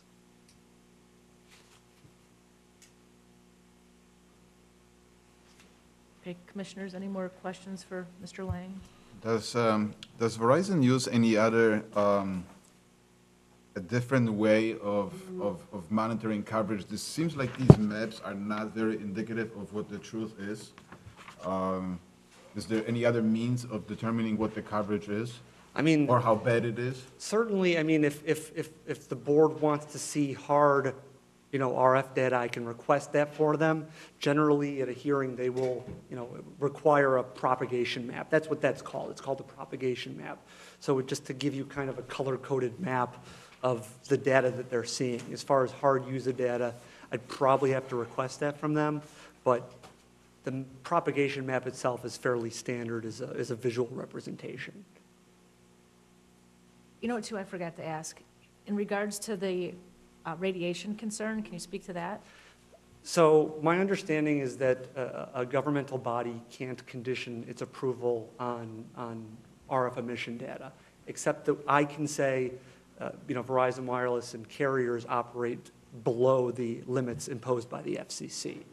You know, that's really the only answer that I can get into, because that's my understanding. So you're saying that the radiation is already regulated, and It that is. the tower would meet or exceed the regulations? They would be under or far under the regulations. So they would not meet the FCC, you know, minimum or, you know, maximum limits, or however you want to say. They would be far under those limits. And one gentleman spoke to, if this does, let's say, fall, does this break into pieces? Towers are, yeah, the tower's designed to it won't, so, I mean, you're talking a 112-foot tower that's 125 feet from the property line. The tower is designed to break in upon itself. It's not going to, you know, fall over like that.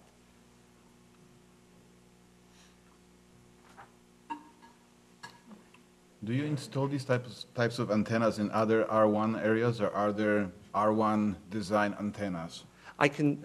There's no specific R1 and designed antennas. I mean, antennas are antennas. I mean, they, you know, these are Well, panel not really, antennas. because there is an antenna inside a pole that Sprint uses. Oh, yes, that's I mean, concealed, right? certainly, I mean, those are, you know, they call them canisters, and they're stacked inside of a concealed pole.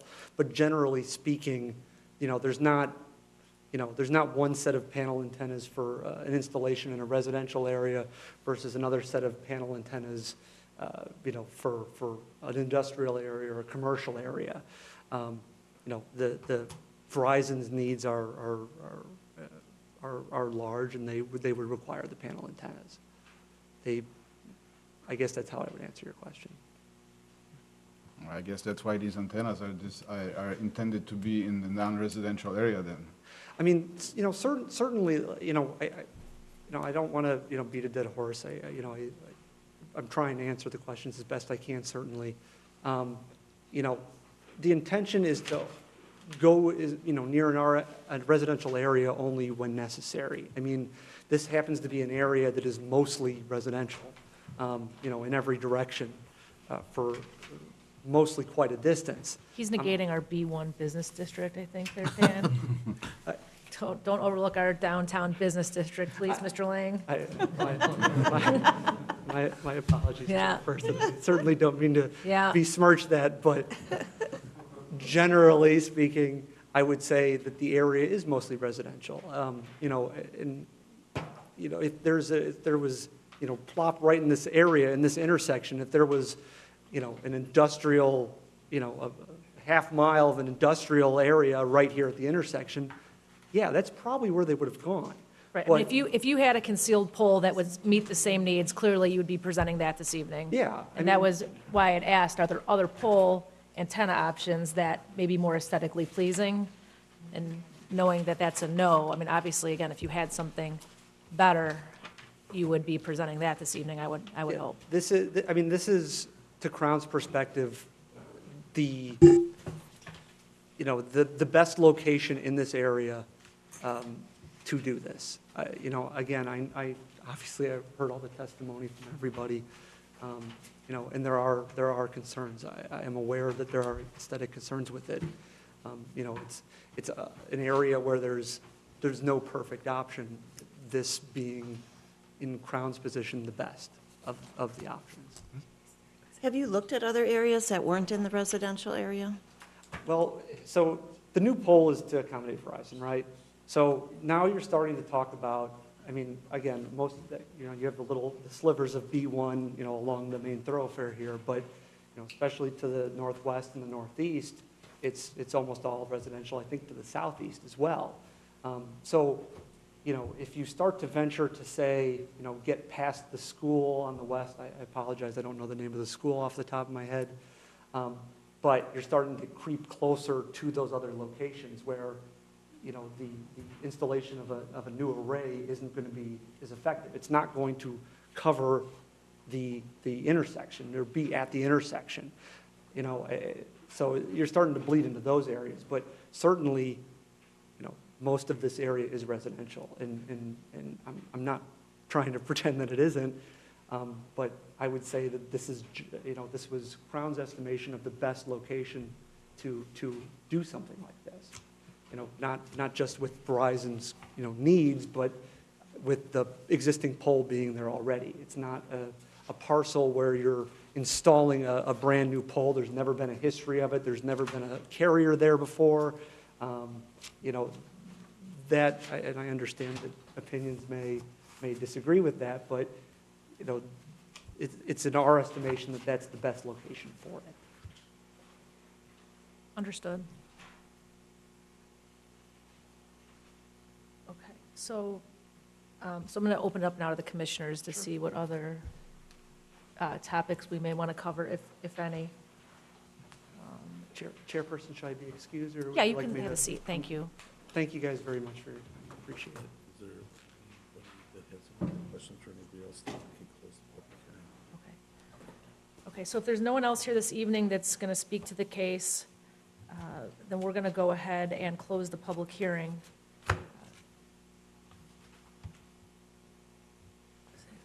Okay, so usually we talk. Yeah, we we can do it, yeah, keep moving. You want me to close it? No, ask if there are any other direct questions, or if you want to keep it open. Certainly, You can get sworn in. yeah. Okay. That's Do you, fine. do you swear that the testimony you'll be giving this evening will be the truth, the whole truth, and nothing but the truth? Yes, I do. Okay, and your name and address for the record, please? Dave Gutzmer, 104 Alton Road, Prospect Heights. Thank you. But I'm sitting here listening about the tower, and I'm not really here for that or whatever, but my thought is, it's in the center of the town of Prospect Heights. It's adjacent to a community-owned or the fire district. Why aren't more residents told about this rather than that 350-foot rule? Because I bet there's a lot of people in town that would like to speak about this tower versus just the residents that are here. That's all I have to say. Thank you. Okay. To answer your question, Mr. Gutzmer, state law only requires a minimum of 200-foot notification on zoning hearings, and that's by the Zoning Enabling Act of the state of Illinois. The city of Prospect Heights, because of the lot sizes and to notify others, increase that distance to 350 feet. To do that, that's the best answer I can give. That's what the law requires. Well, the other thing is, there's a public notice, a 30-day public notice that's posted. Yeah, we do, the state law also requires the posting of the sites, publication in newspaper record. We have to post it on our website, we have to post it on other posts of areas. So, you know, the applicant is responsible for the publications and notices and mailings and that, and we verify, and it does go to all the taxpayers of records, not just if there's renters. So the property owners are notified on those, to answer your question from earlier. So that's how we determine that 350-foot area radius. So, again, I do feel like there's some additional discussion to take place amongst the commissioners, but if can I just keep it open just in case we have? That's fine. Okay, so I'm going to keep the public hearing open. So yeah, I guess I'd like to lead with, to your point,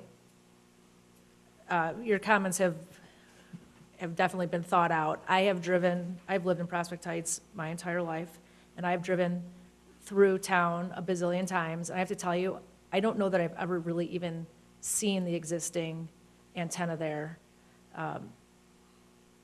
So I would say currently, I don't live right behind it, so I can't speak to how invasive it is for any of your families here. But I would say in its current construction, it doesn't appear to be a real eyesore. And what's being proposed this evening, if it is in fact comparable to what we're seeing over by Dave's Auto Body, I mean, that's a substantial change from what's there, and would certainly change the landscape of what we see. And our downtown Prospect Heights, although it be quaint and limited to 3 of the 4 corners, I think the aesthetics of what we see in the downtown, or in our little business district there, is important. And I think there would be a number of residents who would be driving down 83 or in Camp McDonald and certainly notice a new tower, and I think the phone would certainly be ringing to figure out, right, how did this get approved? Because, I know that most residents are not reading the newspaper for public notice. I know they're not logging into the website. I know they're not looking at agendas.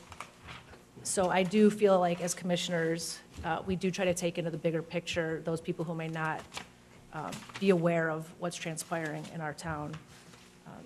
So again, for me, knowing that the aesthetic change is being proposed is pretty dramatic, and there's been no real testimony that from a safety standpoint, we haven't experienced any issues to date that have caused any delays or lack of response to current 911 calls. So for me, again, I struggle with finding a hardship or a reason why a special use should be approved, and why additional variances to our city code should be approved. So those are just some of my thoughts. So, commissioners, any?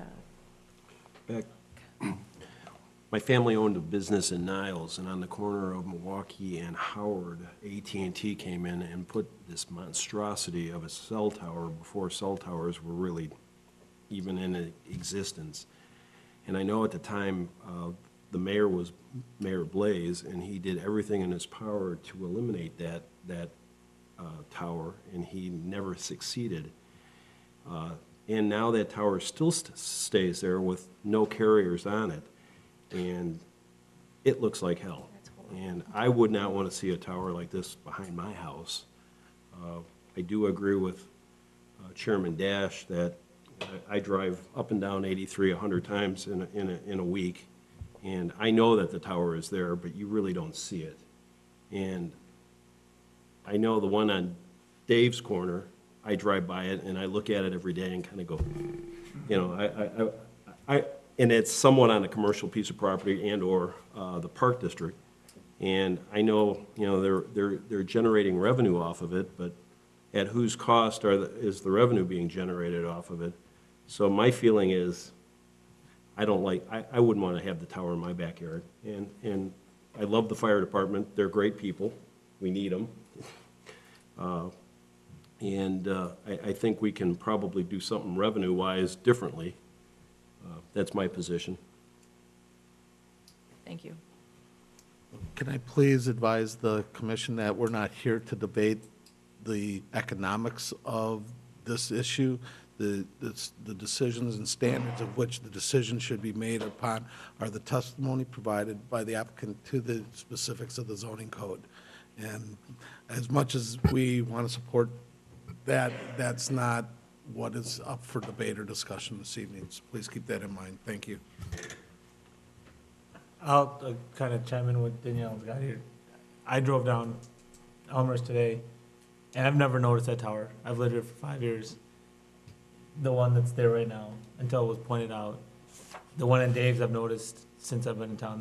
That is a pretty big monstrosity, and this one would be more of a monstrosity because you're adding more to even than that. And that is downtown Prospect Heights, even though it's our town. It's our little Mayberry, I call it. So I think it'd be a weird thing to put in the middle of Mayberry.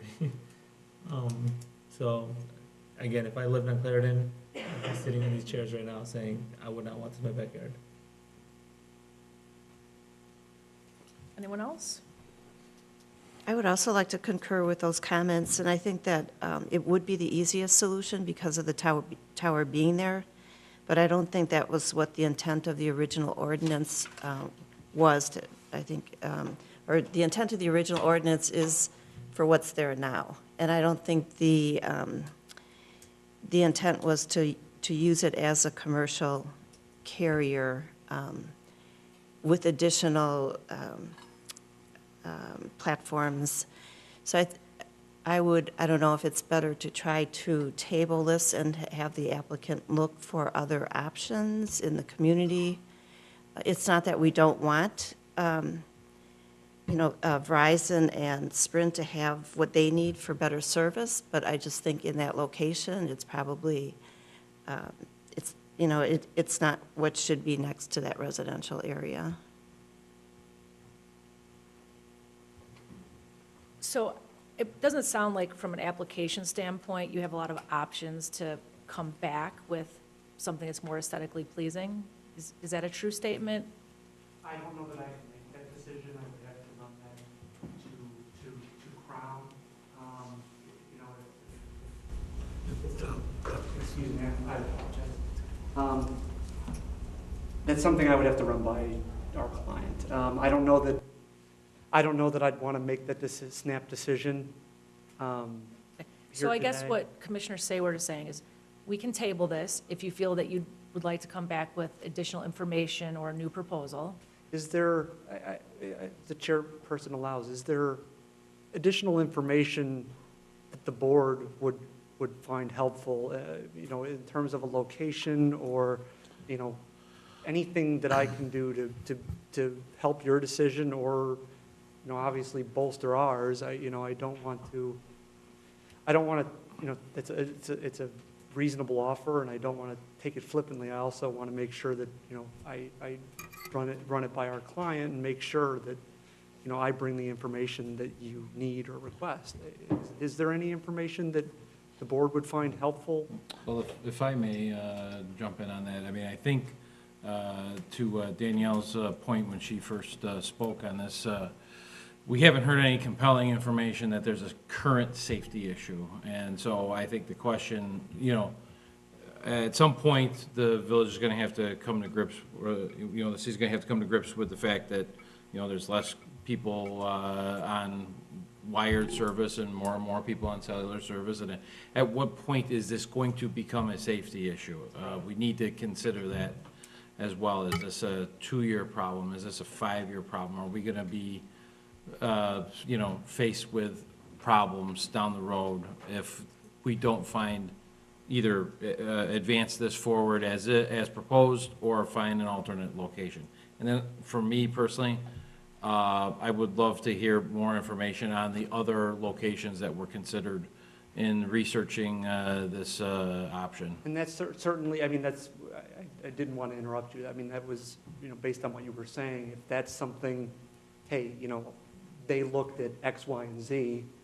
Now we know they looked at X, Y, and Z. They didn't just, jump to, candidate A or whatever the case may be.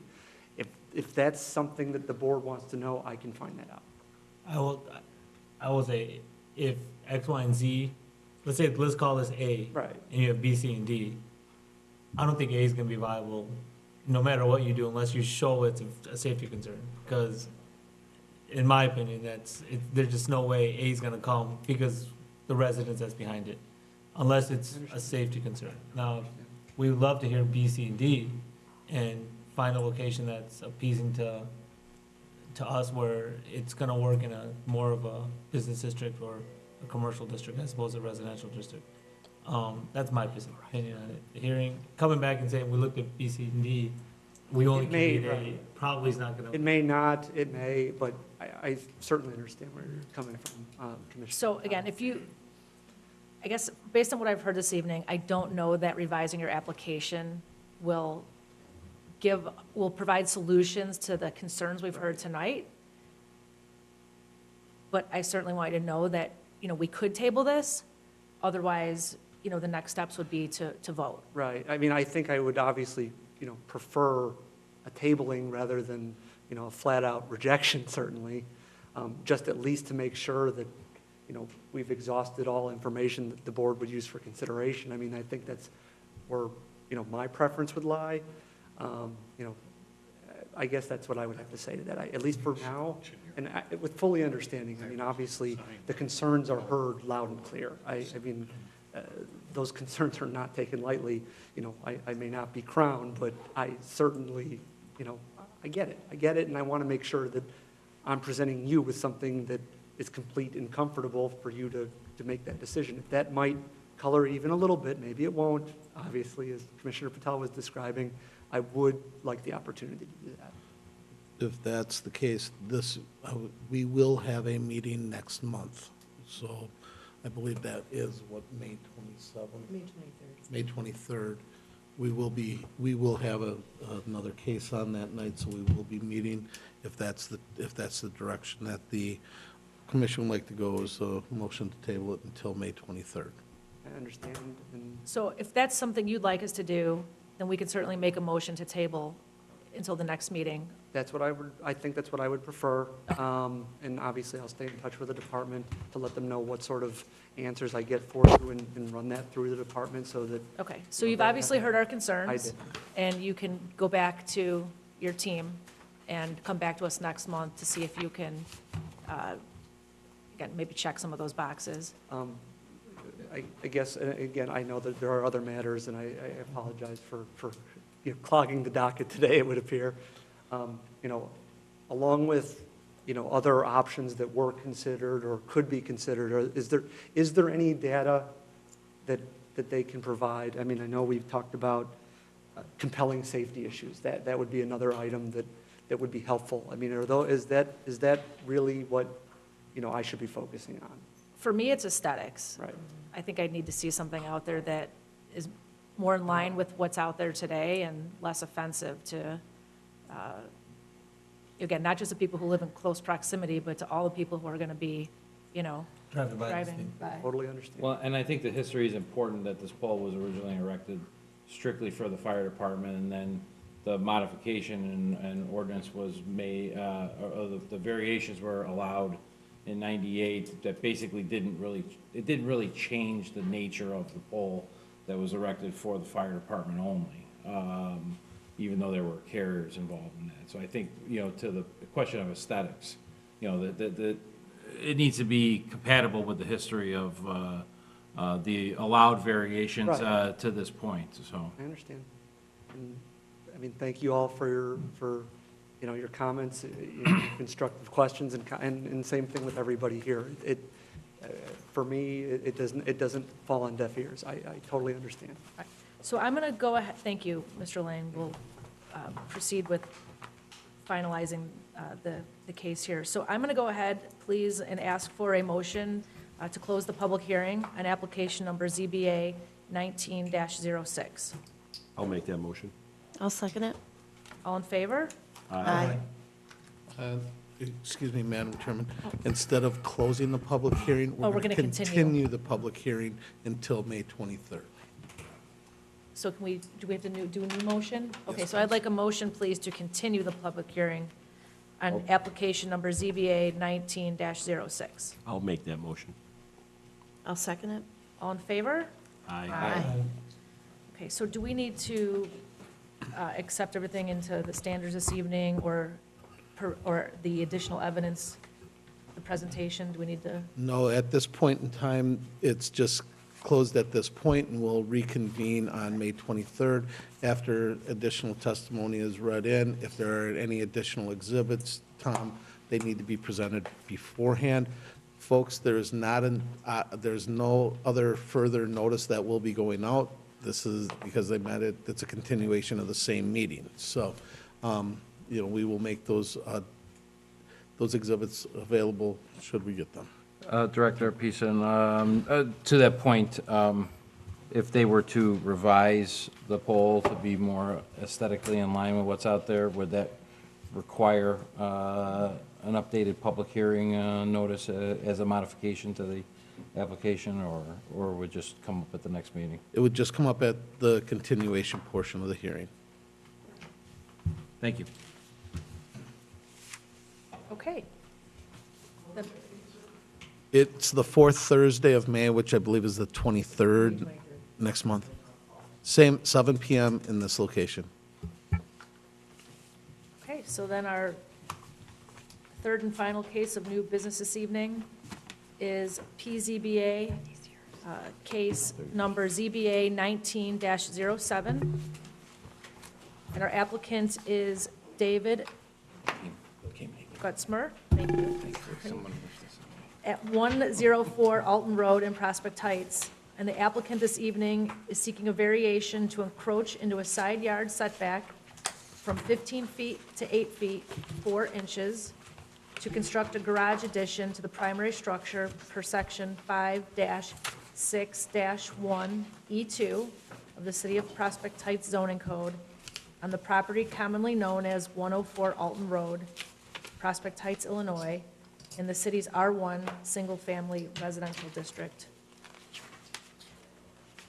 Okay, I'd like a motion, please, to open the public hearing on application number ZBA 19-07. So moved. Second? All in favor? Aye. Okay, so, Mr. Gutzmer, we already swore him in. Yes. So we're good with that. Is there anyone else? Doesn't look like there's anyone else here for this case, so there's no additional swearing in. Director Peterson? This is a variation to reduce the required 15-foot setback by 6 feet 8 inches for the purpose of adding a single bay to the existing garage, to expand from a single-car garage to a two-car. Mr. Gutzmer is here to explain his case and answer any questions.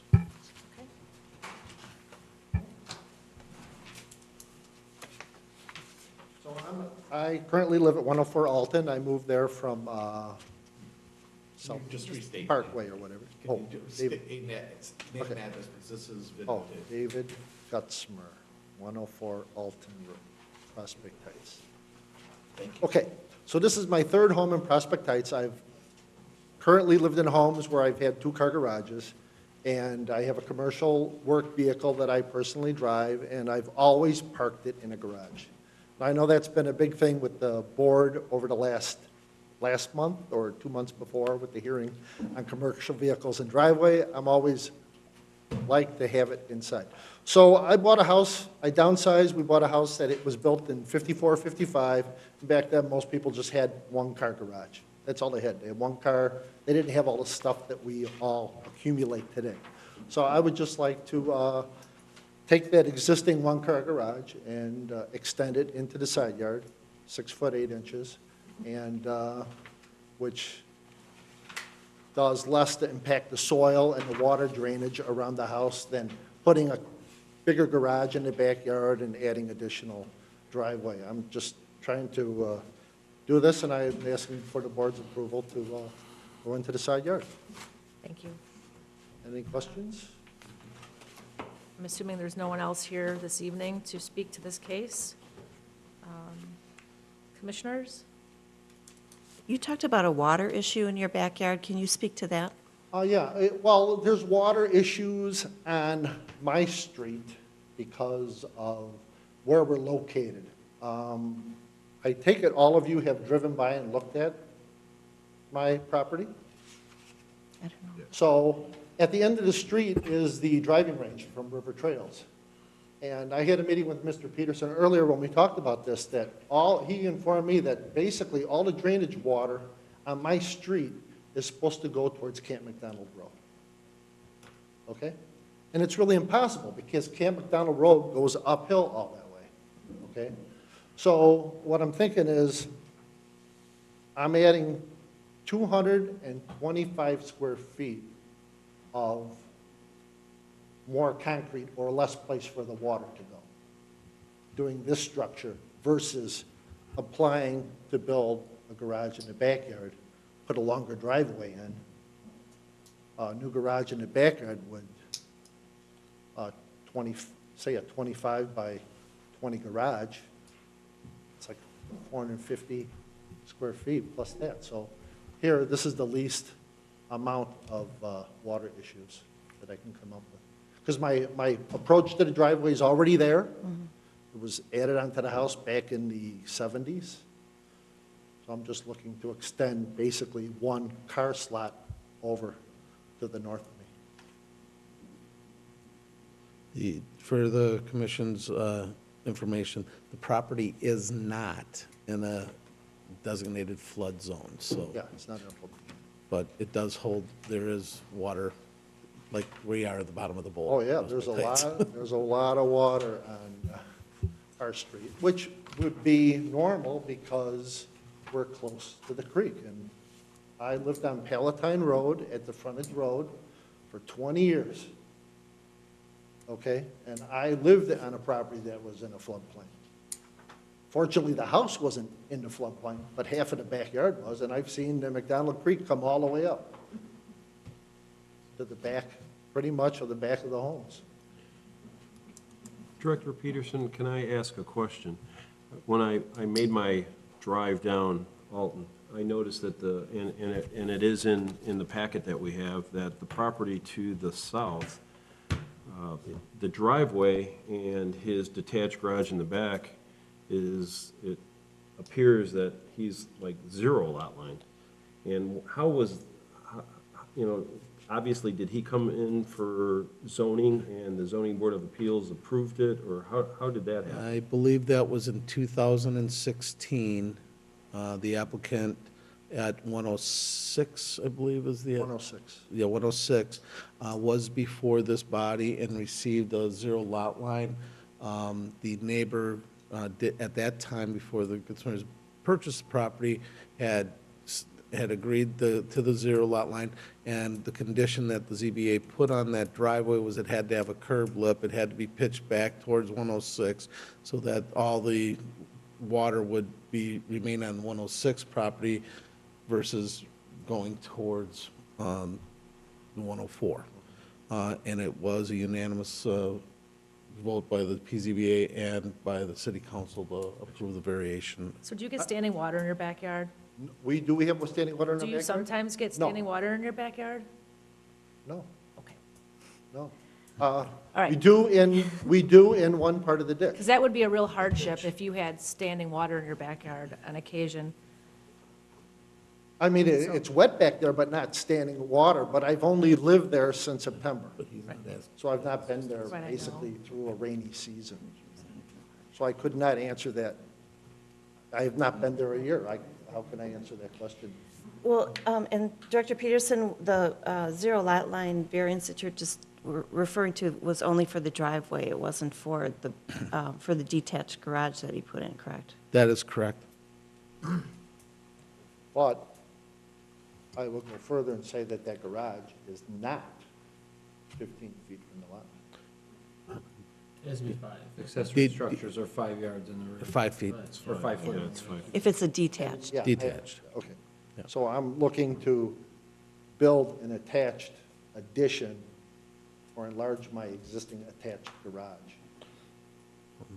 And, you've all seen the pictures. It's To me, it's the way to go. One of Without causing a water issue, as something else bigger would be. So having water in your backyard is a concern. Pardon? Having water potential in your backyard is a concern. I don't understand. So you're saying, like, if you were to build a freestanding garage in your backyard Oh, yeah. and add more impervious area? Oh, you're yeah, concerned it would that there add a might be- lot more. Plus, just think of a driveway getting Correct, from the you have street to the to- backyard, Yeah. okay? I mean, I'm not talking about changing any driveway at all. The driveway would remain the same, what I'm doing. Right. I For have me a s- personally. I have a would- sidewalk in where the new going to be. So that sidewalk basically is, take that 225 square foot and take out the sidewalk, it's even less. And for me, honestly, I would much rather see something attached to your structure than building a freestanding garage somewhere in the back of your property. I don't, And I'm just trying to make it aesthetically, meet the neighborhood. Correct. For safety issues, you have vehicles parked in a garage, it's always safer than being outside. And for the neighbors, looking at a truck being outside versus being in a garage. have you talked to your neighbor that would be adjacent to the garage? Because they clearly didn't show up this evening. No, I have not. I've talked to the neighbor directly across the street that would be looking at it. They And you have no the objection. receipt for the public, for the notice? Yeah. Okay. Do you know the neighbor to your?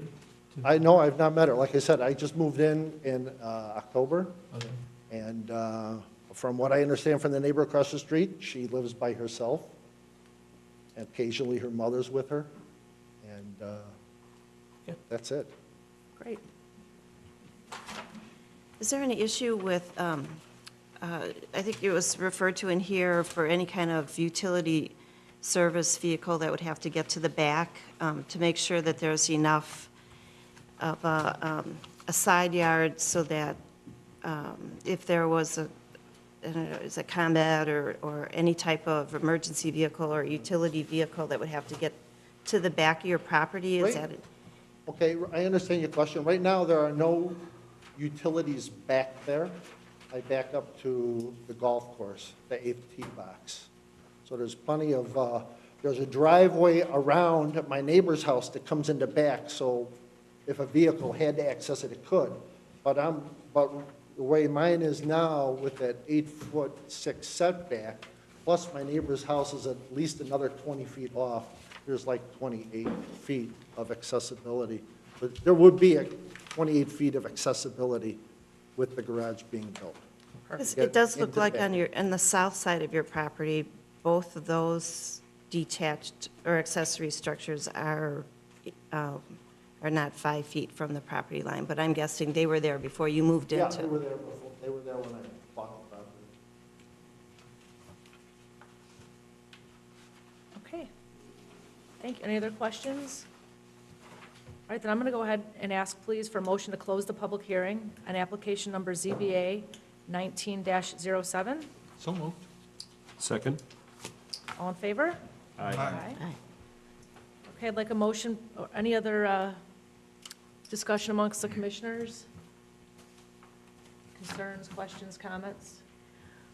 Well, I think the only way that I could vote for this, I think aesthetically as well, it would be nice to have the garage attached versus having it in the back, but we have this 15-yard setback rule that unless there's a hardship, we can't really justify it. So I just want to be clear that there is a hardship due to the potential water issues. And is that what everybody is hearing?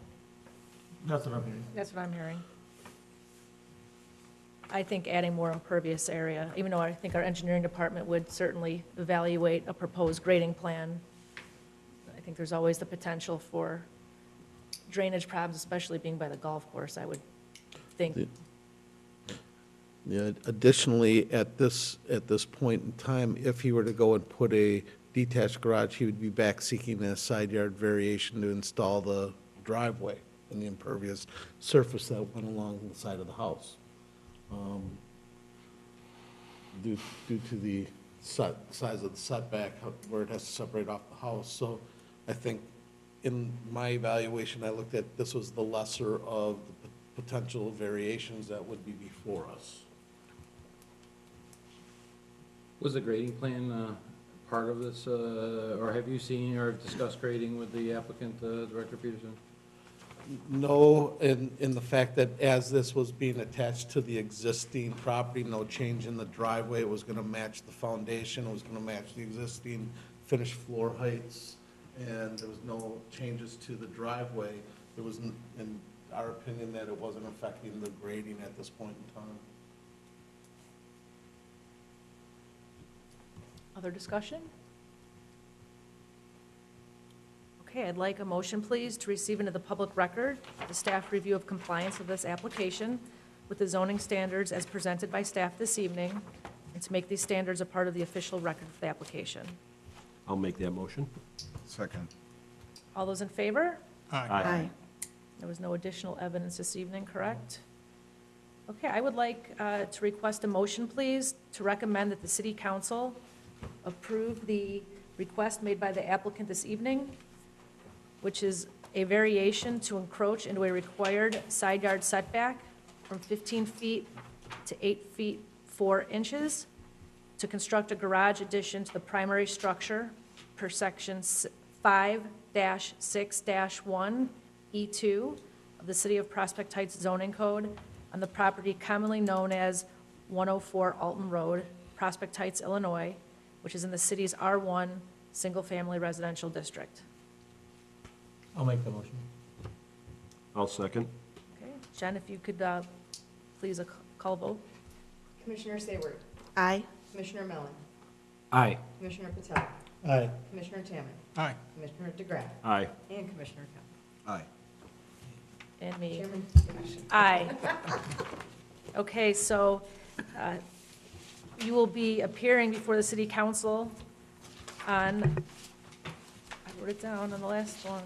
May 13th. May 13th. That's it. Thank you.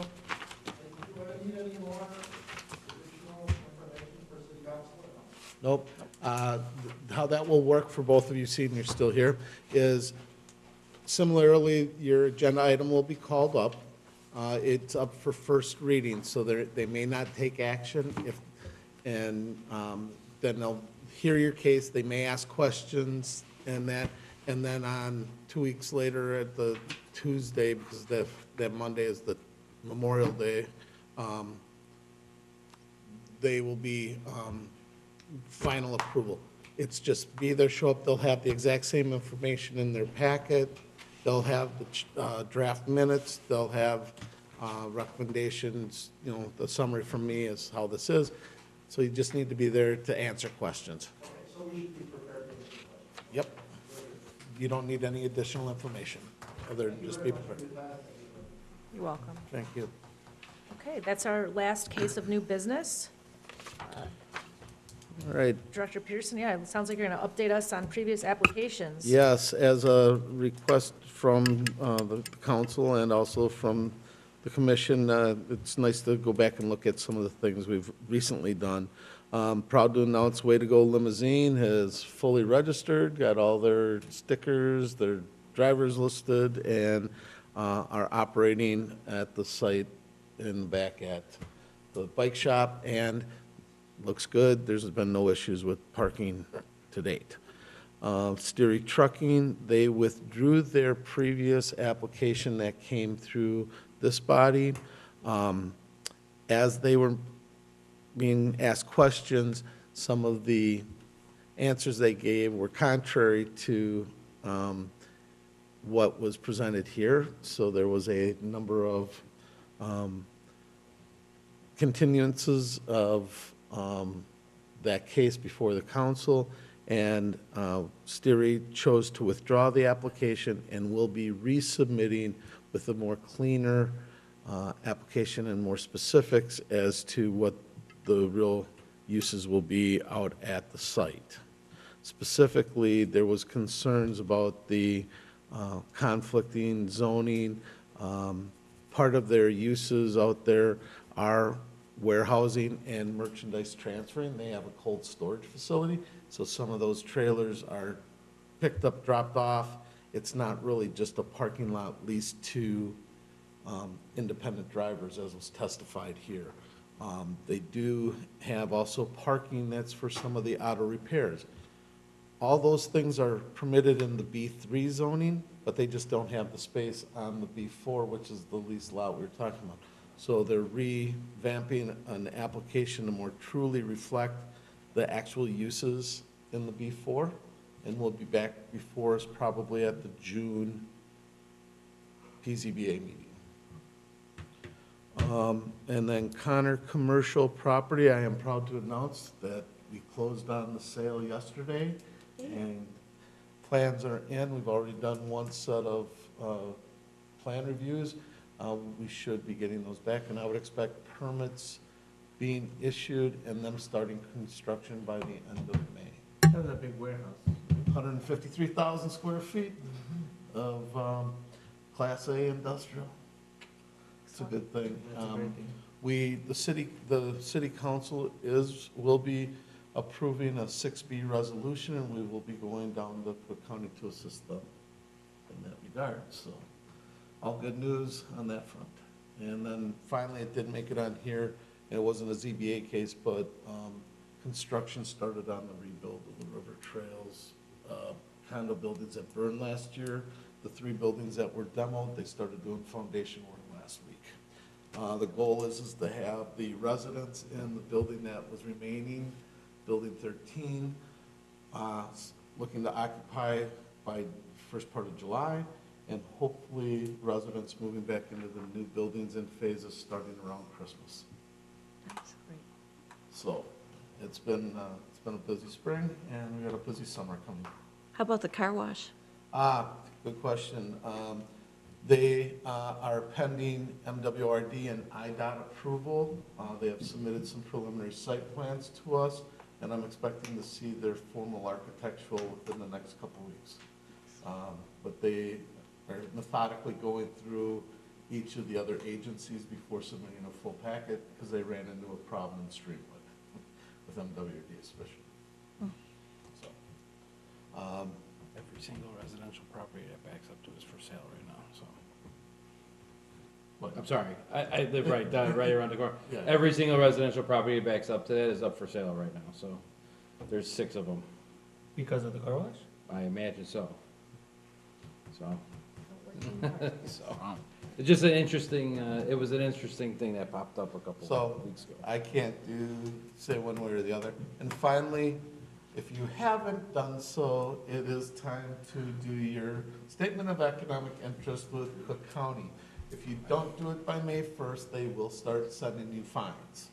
And it's like, they If can, you do electronically, it takes about 2 minutes. yep. Do you want copies of those? No, we don't need it, because what will happen is we get a report of who's done it and who's not. So we don't actually need your copies. You go online and literally it takes 5 minutes max. Okay, we'll get that to you. They were pretty Commissioner- Commissioner Cal. Some of them were pretty convoluted. All right, Well, so. yeah, just how much interest do you have in property in which the town you're serving on? Right. Okay, so let's go ahead and continue this conversation after we adjourn our meeting. How's that? Let's That do, sounds good. do I hear a motion to adjourn our April 25th, 2019 Planning and Zoning Board meeting with appeals? Second. Awesome, then, all in favor? Aye. Aye. Aye.